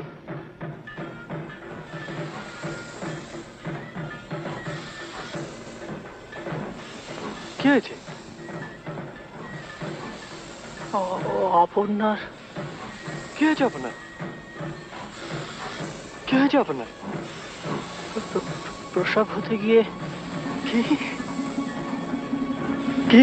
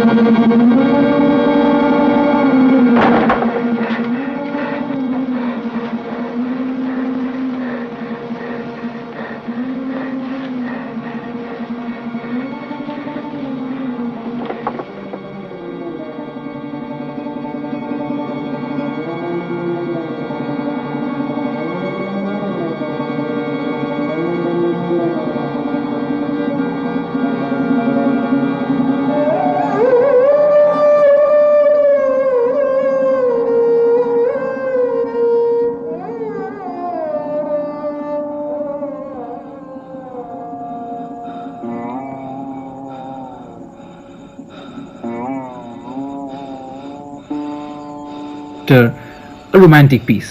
And the romantic piece stops, and we have the tension music coming in. So, because there was this romantic piece, the tension music was even more, I wouldn't say horrifying, touching, even more. It affected the emotion of the audience much more than it would have without the romantic music in the beginning part of the sequence. Okay, so let's get into the next idea, which is I've given a title called I Make Music Too. But as filmmakers, we have trained ourselves in a certain way. We use music wherever there is something important happening and that which needs to be highlighted, either in the narrative or in the emotion of the characters. Something drastic happening in the scene, or something happening with the character. But there is sometimes there are treatments which are very strange when analyzed, but gives the same kind of effect emotionally. I'd like to give you an example from Opu Sangshar, where Opu and Aparna spent their first night, and as I already explained, that the marriage was really surprising for both Aparna and Opu. They, as in 10 hours earlier or even 5 hours earlier, they didn't know that they will be married to each other. So it's a very strange scenario for them. So the first night where uh, they discuss about their future, Opu starts explaining that he has nothing with him, no job, no money, no proper house to stay. He does not have a family of his own, so which was quite a shocker for the newlywed wife, Aparna. Quite surprisingly, as in she was not shocked, she was not surprised, and she gracefully said that okay, whatever happens, I'm with you, I will take it. So if I'm just narrating this story to you, I will definitely have placed the music when Aparna says that I accept what you give me. But here something else happens. Here what happens is that the other part of the sequence where Opu is trying to explain his level of poverty, his that he has nothing with him, I have a particular music for that particular part, that particular piece, which is long enough, which is quite long. And when Aparna says that I don't have any problem, I'm fine with it, there's no music. And when Opu restarts this discussion saying that okay, then I'm quite happy, I'm elated that you said this, and you have music again. So let's watch this sequence first, and then we'll get into the further analysis of this sequence. কোনের বাড়িতে ফুলসজ্জা এমন কখনো শুনেছো? আমার বাড়ি নেই, কিচ্ছু নেই, চাল নেই, চুলো নেই, রোজগারের কোনো ঠিক নেই, ভবিষ্যতে তোমায় নিয়ে গিয়ে কোথায় ফেলবো আমি?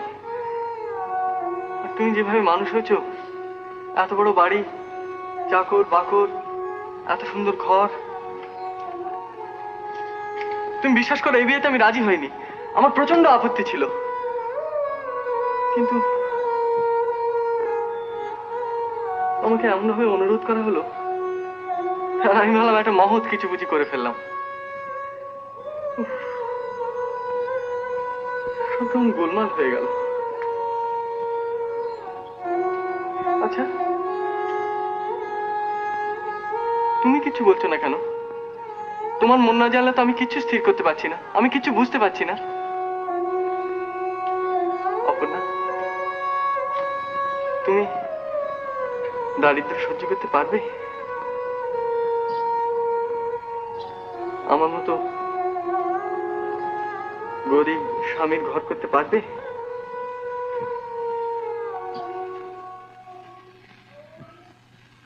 পারবো।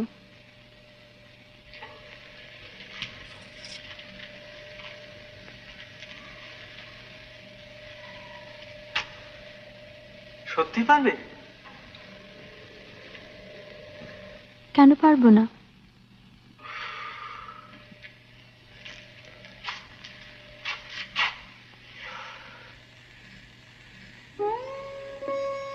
তাহলে কিন্তু তোমাকে সঙ্গে করে নিয়ে যাব। তোমার বাবা হয়তো আপত্তি করবেন, কিন্তু আমি শুনবো না। তোমার আপত্তি নেই তো? জানি না।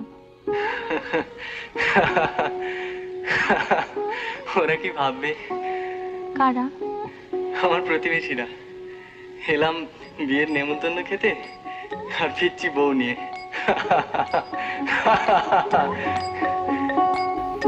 Yes, so as you saw that this particular sequence had music for Opu. Opu is our main character, so the music will definitely be with him.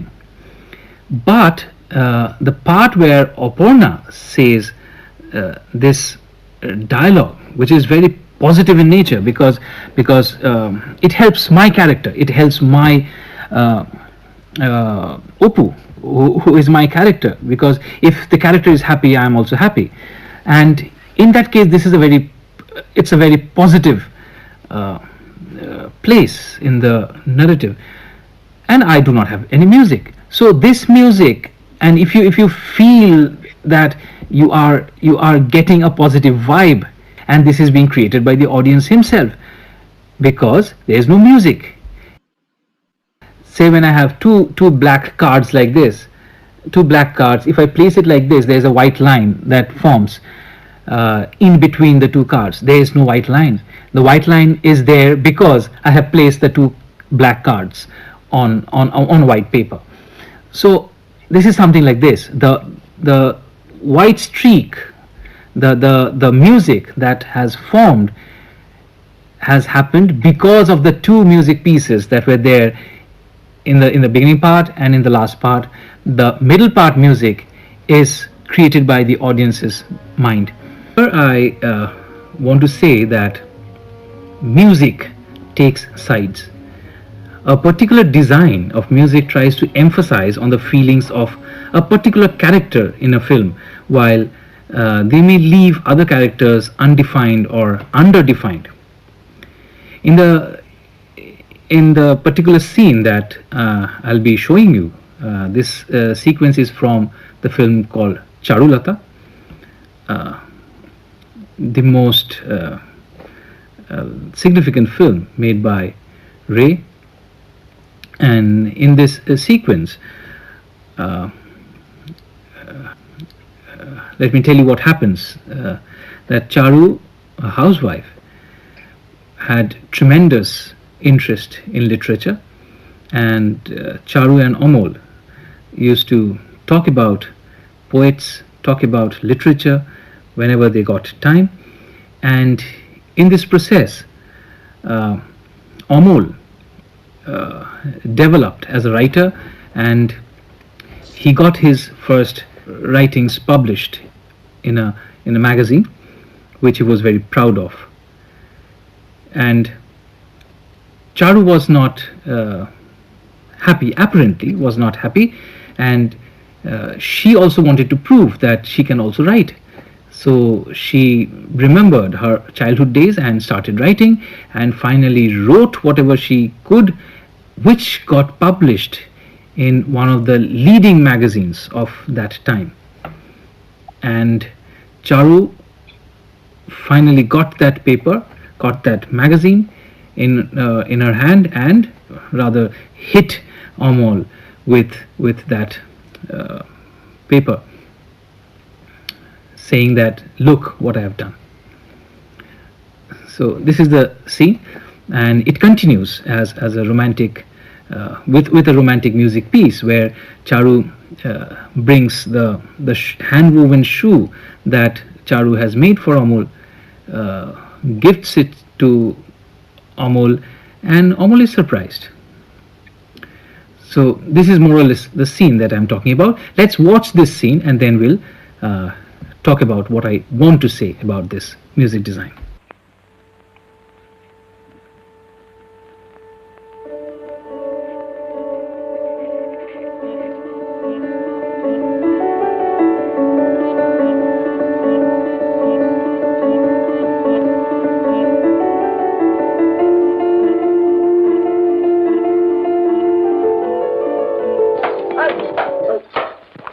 কি ব্যাপার? দেখো দেখো দেখো দেখো তোমার লেখা? বিশ্ববন্ধু?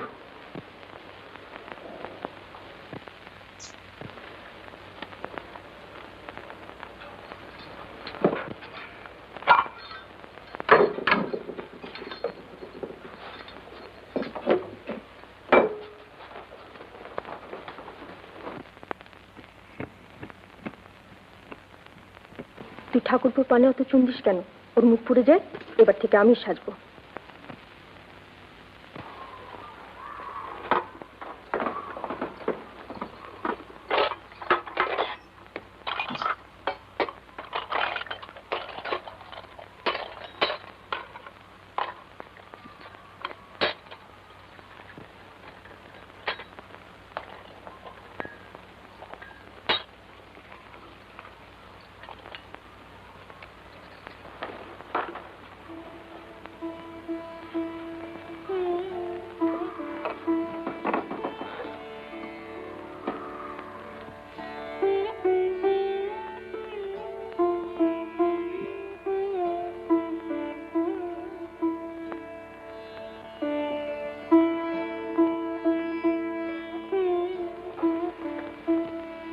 বোঠান।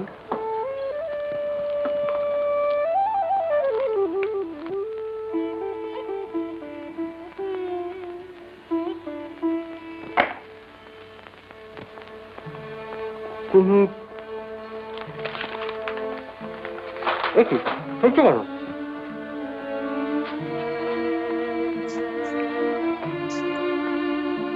তোমার কি হয়েছে বোঠান? তুমি কত ভালো লিখেছো তুমি তা জানো? আমি যখন তোমাকে গ্রামের কথা লিখতে বলেছিলাম তখন আমি কল্পনাও করতে পারিনি তুমি এত ভালো লিখবে। সত্যি বিশ্বাস করো, আমি একদম বোকা বনে গিয়েছি। এত সহজ, এত স্বচ্ছন্দ। তোমার লেখা তেমন চলবে না বোঠান, তোমায় লিখতে হবে, আরো লিখতে হবে। তা নইলে তোমার এত গুণ। আমি আর লিখবো না, আমি আর লিখবো না।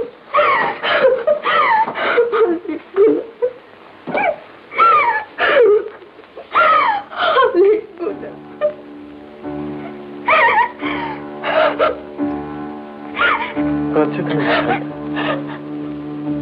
কেঁদো না।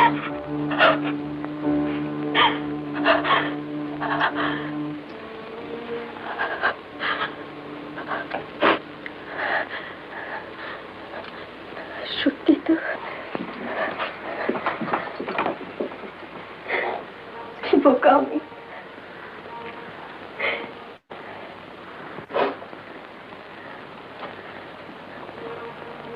ইস, জামাটা ভিজে গেছে।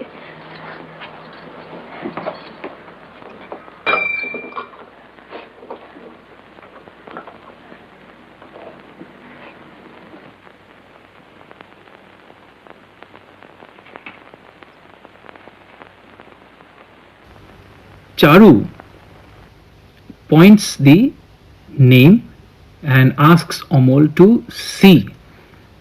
You don't need to, and this is kind of a revelation for the character, which is Amol in this case. But I do not have any musical support. So the music is only helping Charu in this case. Music is not trying to define anything about Amol's emotions. This is very interesting because it's not very clear if Amol is happy, Amol is jealous, Amol is frustrated. What? If there was a music, it will immediately define the emotion of Amol. But it was kept open. It was kept open because there was no music. And the music stays with Charu. Okay, so that was one thing.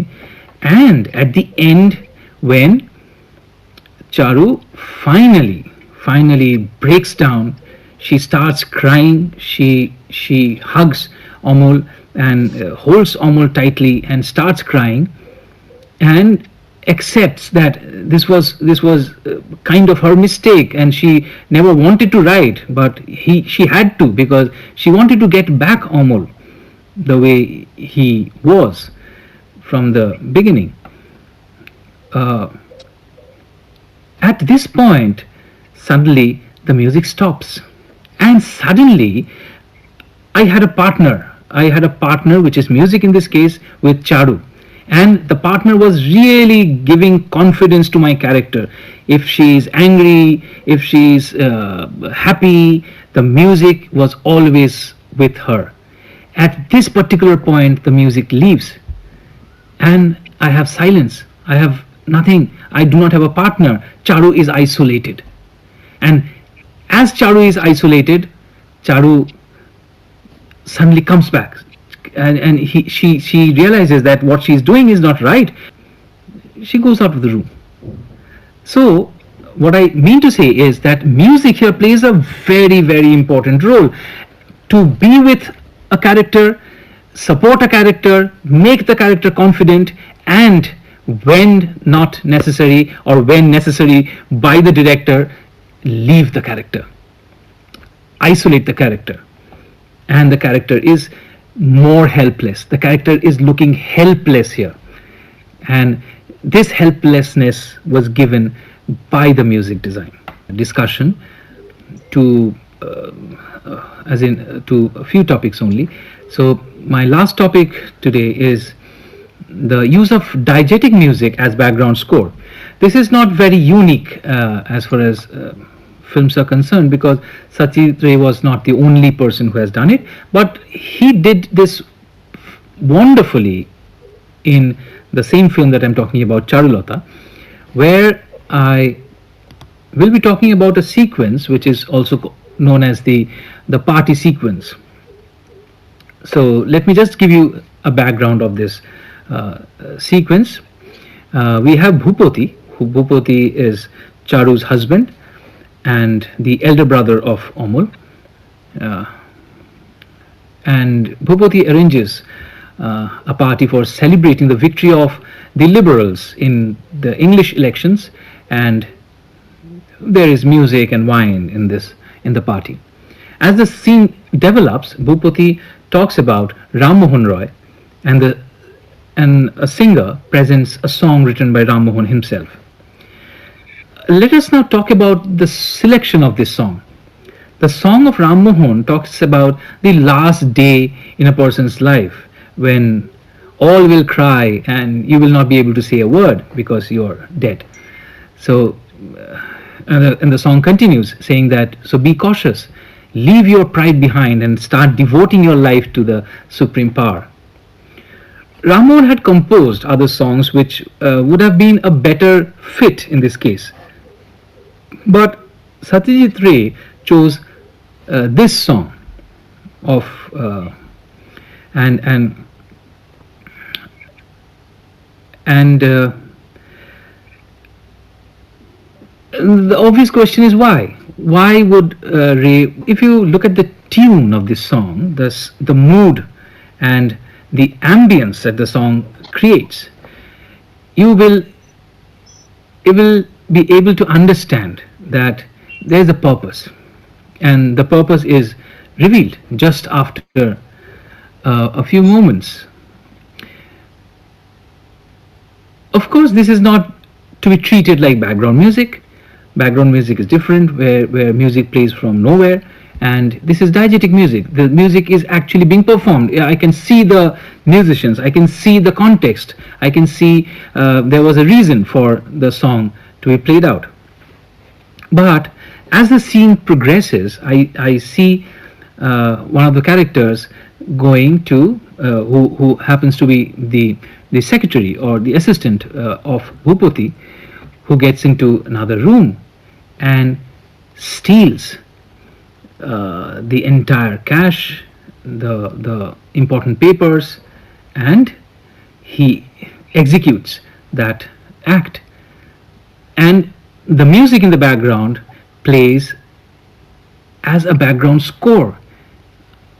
Satyajit Ray is not using a separate music for this sequence, but uses the song that is already playing in the background.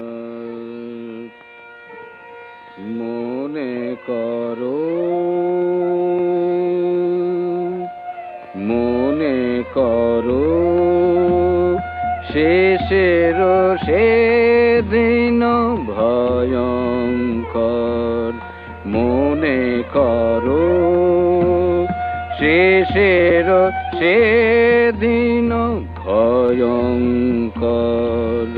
অন্যে বাক্য কবে কিন্তু তুমি রবে নিরুত্তর, অন্যে বাক্য কবে কিন্তু তুমি রবে নিরুত্তর, ভয়ঙ্কর মনে করো যার প্রতি যত মায়া, কি বা পুত্র কি বা জায়া, যার প্রতি যত মায়া, কি বা পুত্র কি বা জায়া, তার মুখ চেয়ে তত হইবে কাতর, গৃহে হায় হায়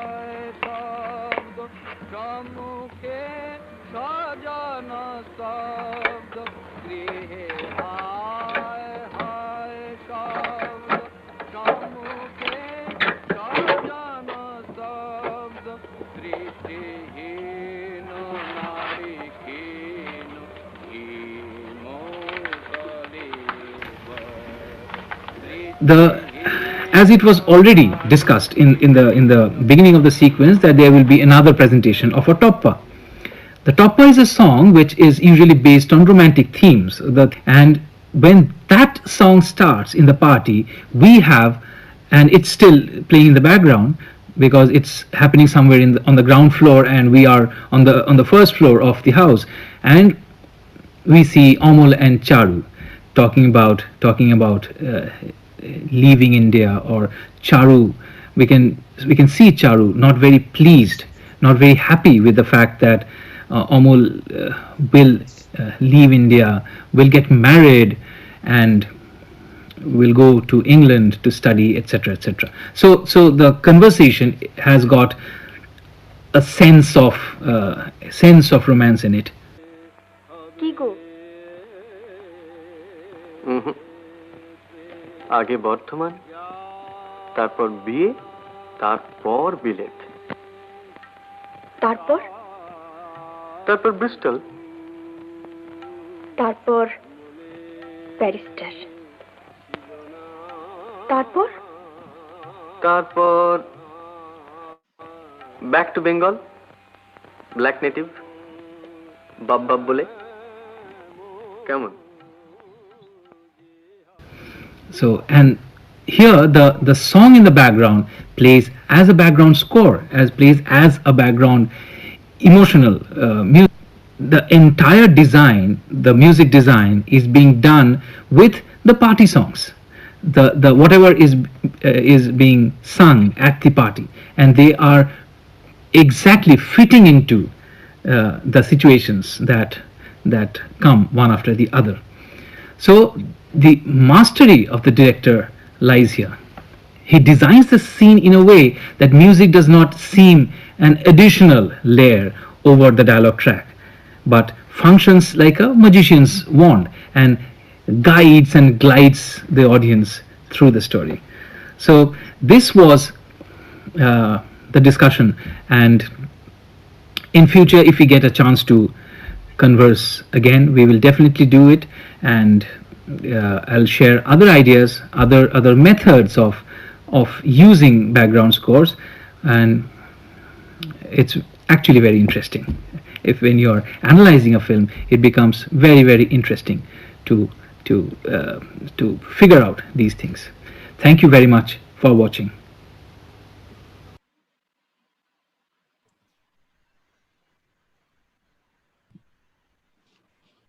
Thank you so much, Saiket, for a beautiful discussion on the presence of appropriateness, presence, and power of music in films.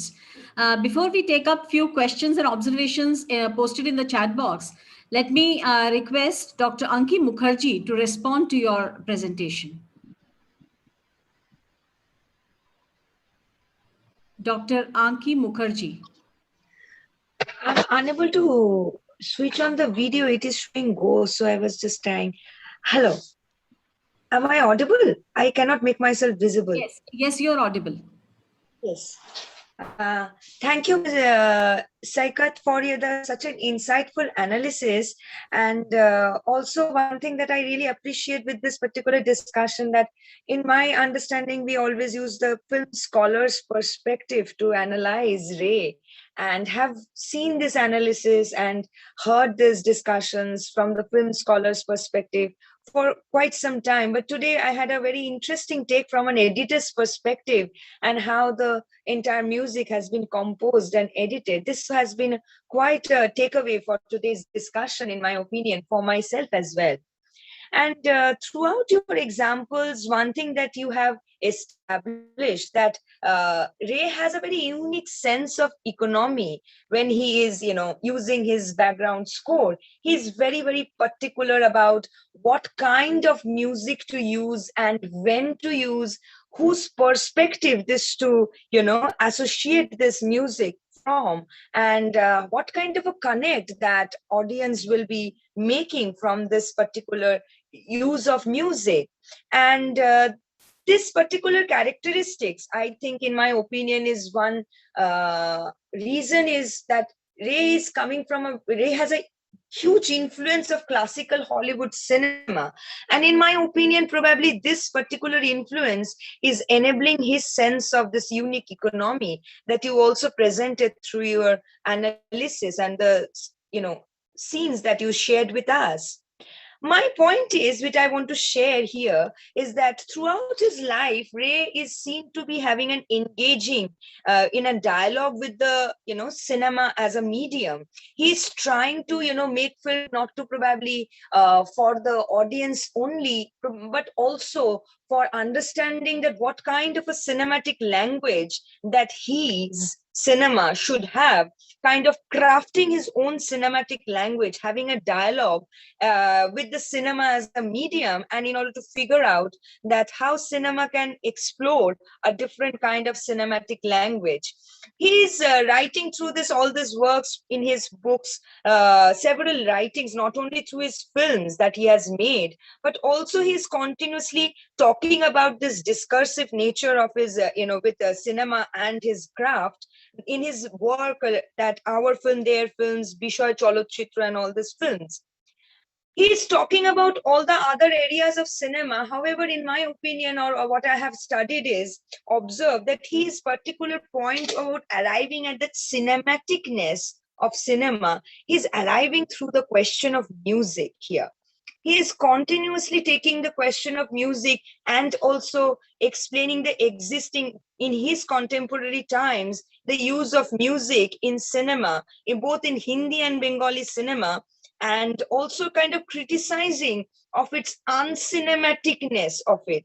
He is very much appreciative about Hindustani classical music. He's very much learned, yet he has kind of a disdain in using that Hindustan classical music in its original grammatical edifice.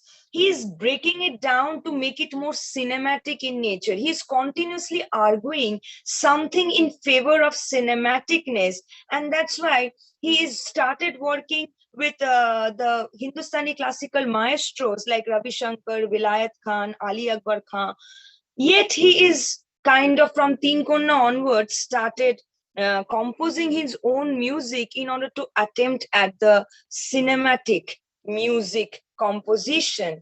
My question to you is that can you explain this, understanding of this, cinematicness of this use of music that you have shared some of the sequences with us? And also, Ray is not only using Hindustani classical music, but his background score also has a very immense importance of other Western music. So I just want you to give us a particular insight or a perspective on his using this, attempting to make this background score particularly cinematic in nature, and also his use of global music. And my second question is a little personal question to you. My question is that why did you choose not to show any of Ray's own composition when you were explaining background score? This is just a personal curiosity that I want to ask you. Yeah, thanks a lot, Ms. Aki Mukherjee, for your lovely summary of the entire thing. I never thought this way, as in some of your points were really, really mesmerizing. See, the Thank you study so of much. the interesting part of the study of Ray's music is that, or Ray's cinema, so to say, is that. Let me begin from a different point of view. Is that when I watch a film from the audience's point of view, it's always a finished product. Okay, we get the music with the story, with the dialogue, and with everything, and that happens with all the critics because they never realize which came first. Okay, it's all there. But when you are working as an editor or when you are working as a filmmaker, you know that things do not happen simultaneously. It's the music which comes first, or in other cases the dialogue comes first, or music is placed at the last moment, or music was there from the very beginning. Okay, so they don't come all together, they don't come all like a packet of Maggie that it's ready to cook.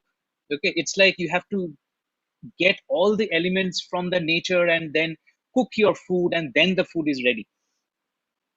when we talk about Ray's cinematic approach, as a form, Ray was very much European, if not American, and Ray never really experimented with the form of it. Never really experimented or never really wanted to go out of the conventional classical European or the American form of cinema. I would say more of Hollywood, because Europe had, by that time, as in if I'm talking about 60s and 70s, have done a lot of experiments. But on the contrary, Hollywood was not doing it. Hollywood was very classical in nature, and so was Ray. Ray was very classical. And if I compare Ray with Ghatak, Ghatak was the person who used to experiment, and the crisis of the film was very much evident in his form. Ray was a perfectionist. So when he is trying to tell you something, when he is trying to narrate a story, he is always calculating where my music is going to come, where it's going to give me an effect, and where a lot of dialogues can be thrown away because I have music there. Okay, so that was the example that I gave. I think that was the second idea that I pitched, where I do not have music for the most important dialogue in the scene. Okay, so that is how it works for Ray, and that is why the music also starts participating in the narrative of the film, in the storytelling part of the film. That is very unique in case of Ray, which was not happening with some of the other filmmakers from that time, because from the other filmmakers, what they were doing is they were creating the sequence, and then wherever necessary they were trying to put in music.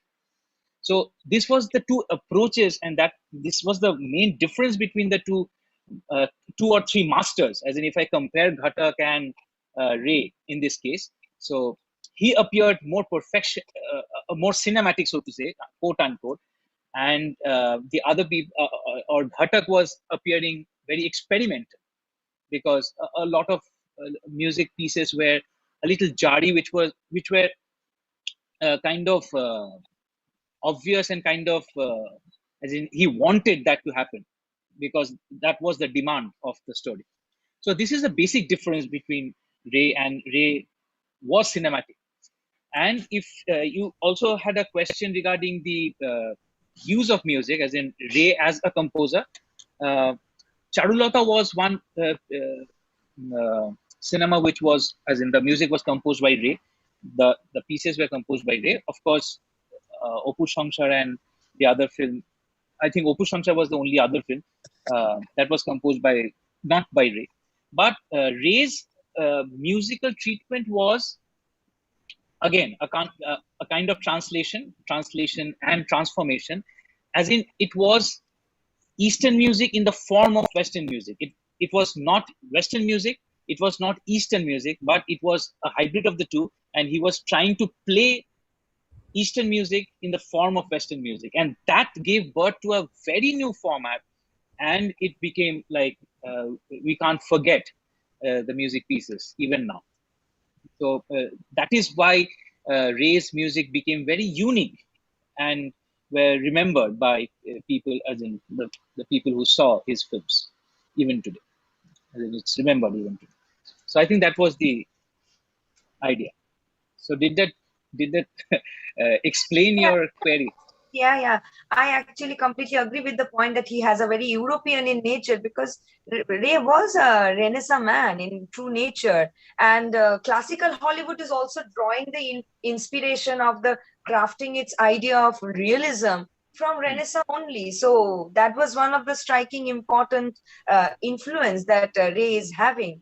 Thank you for drawing me your opinion about that, how it is. As I said, that my entire understanding is coming from a scholar's perspective, but I was really fascinated by your editor's perspective added to it. It just opened up a new kind of analysis style. Thank you so much.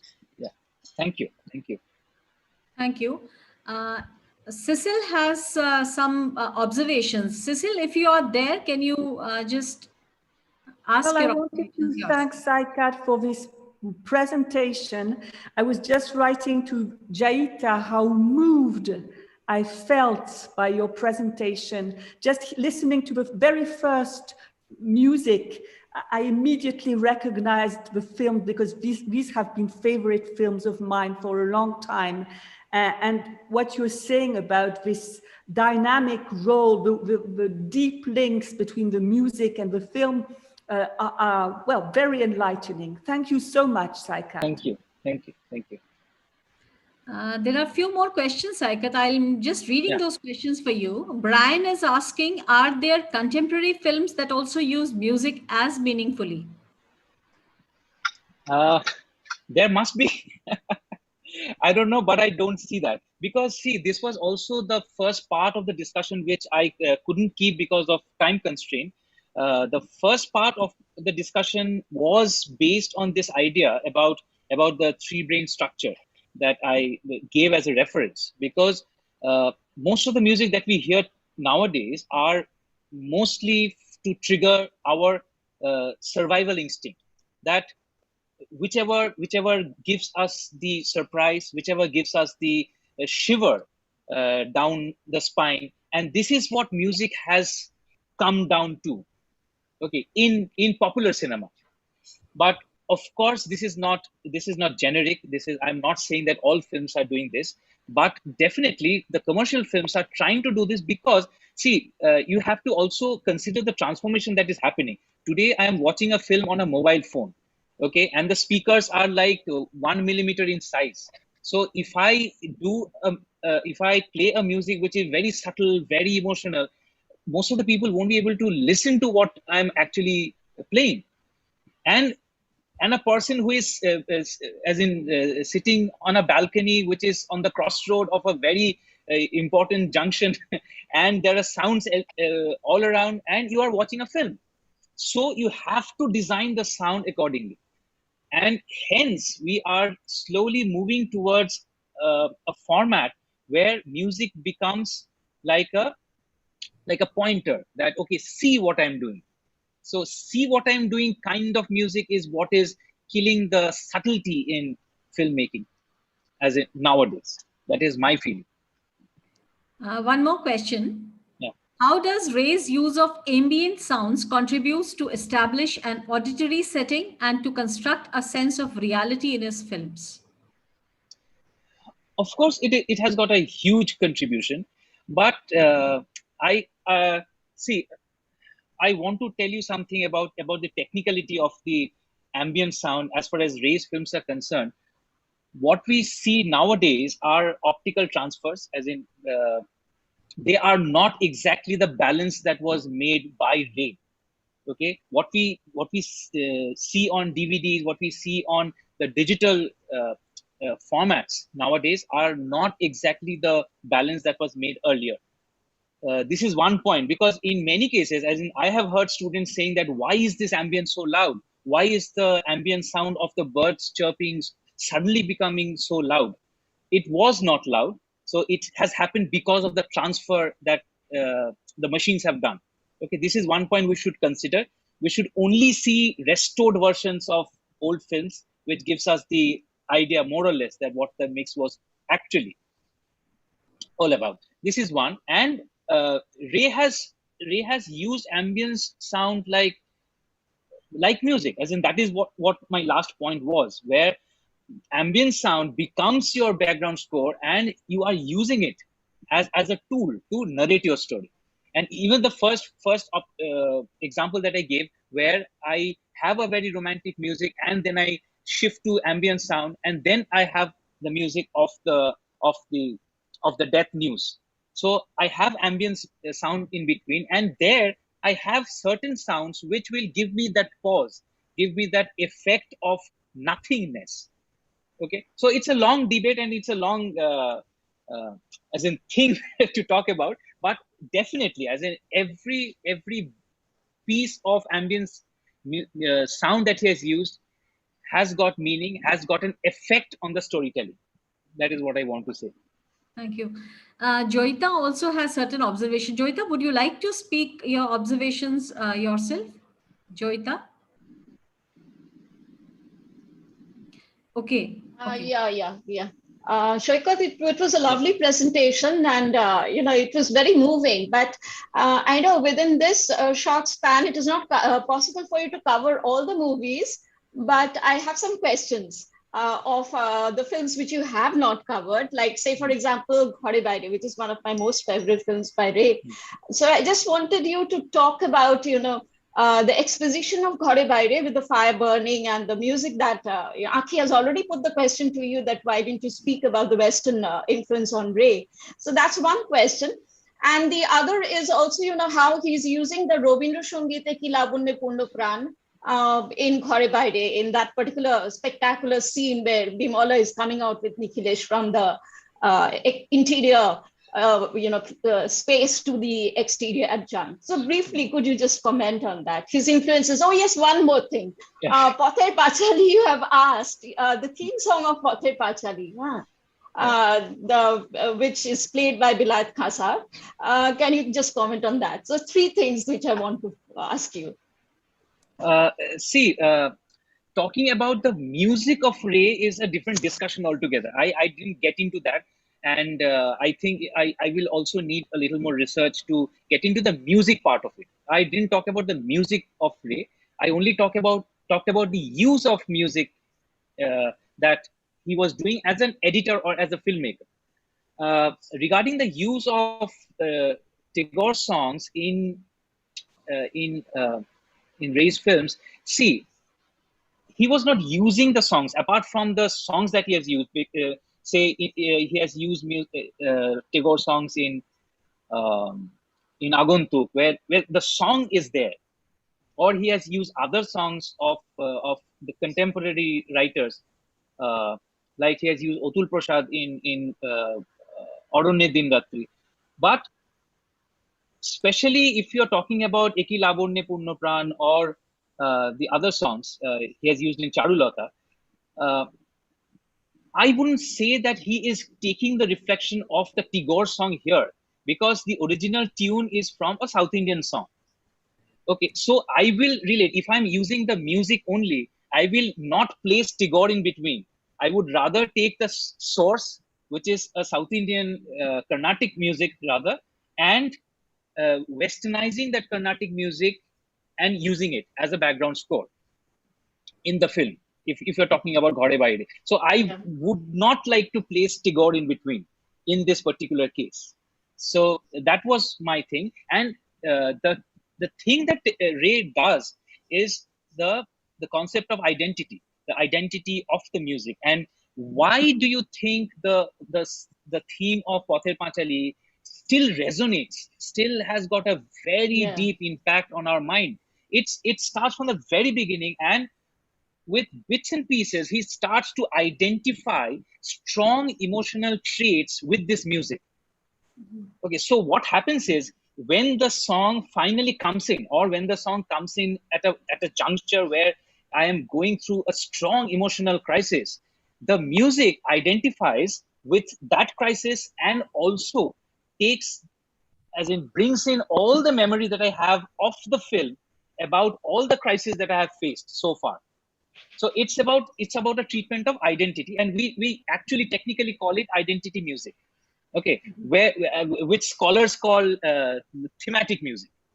Okay, as in film scholars will call it thematic music. We call it identity music because we want to identify certain emotional traits with a certain music piece, and we develop that. And at the climax, we use that music, which also plays as a background score, and it also carries the luggage of all the emotional pieces that we had seen earlier. So all put together, it becomes so very emotional that just imagine the last scene of Pather Pachali, where we have the shot of the cart going away and the famous music, the famous theme music of Pather Pachali playing. It's not only because of that scene. It's because of the use of music throughout the film. So this is a skill. This is a skill that only masters can possess, and it's not really easy. I can tell you, as a filmmaker, I can tell you this is very, very, very difficult. Thank you, Shoikat. Yeah.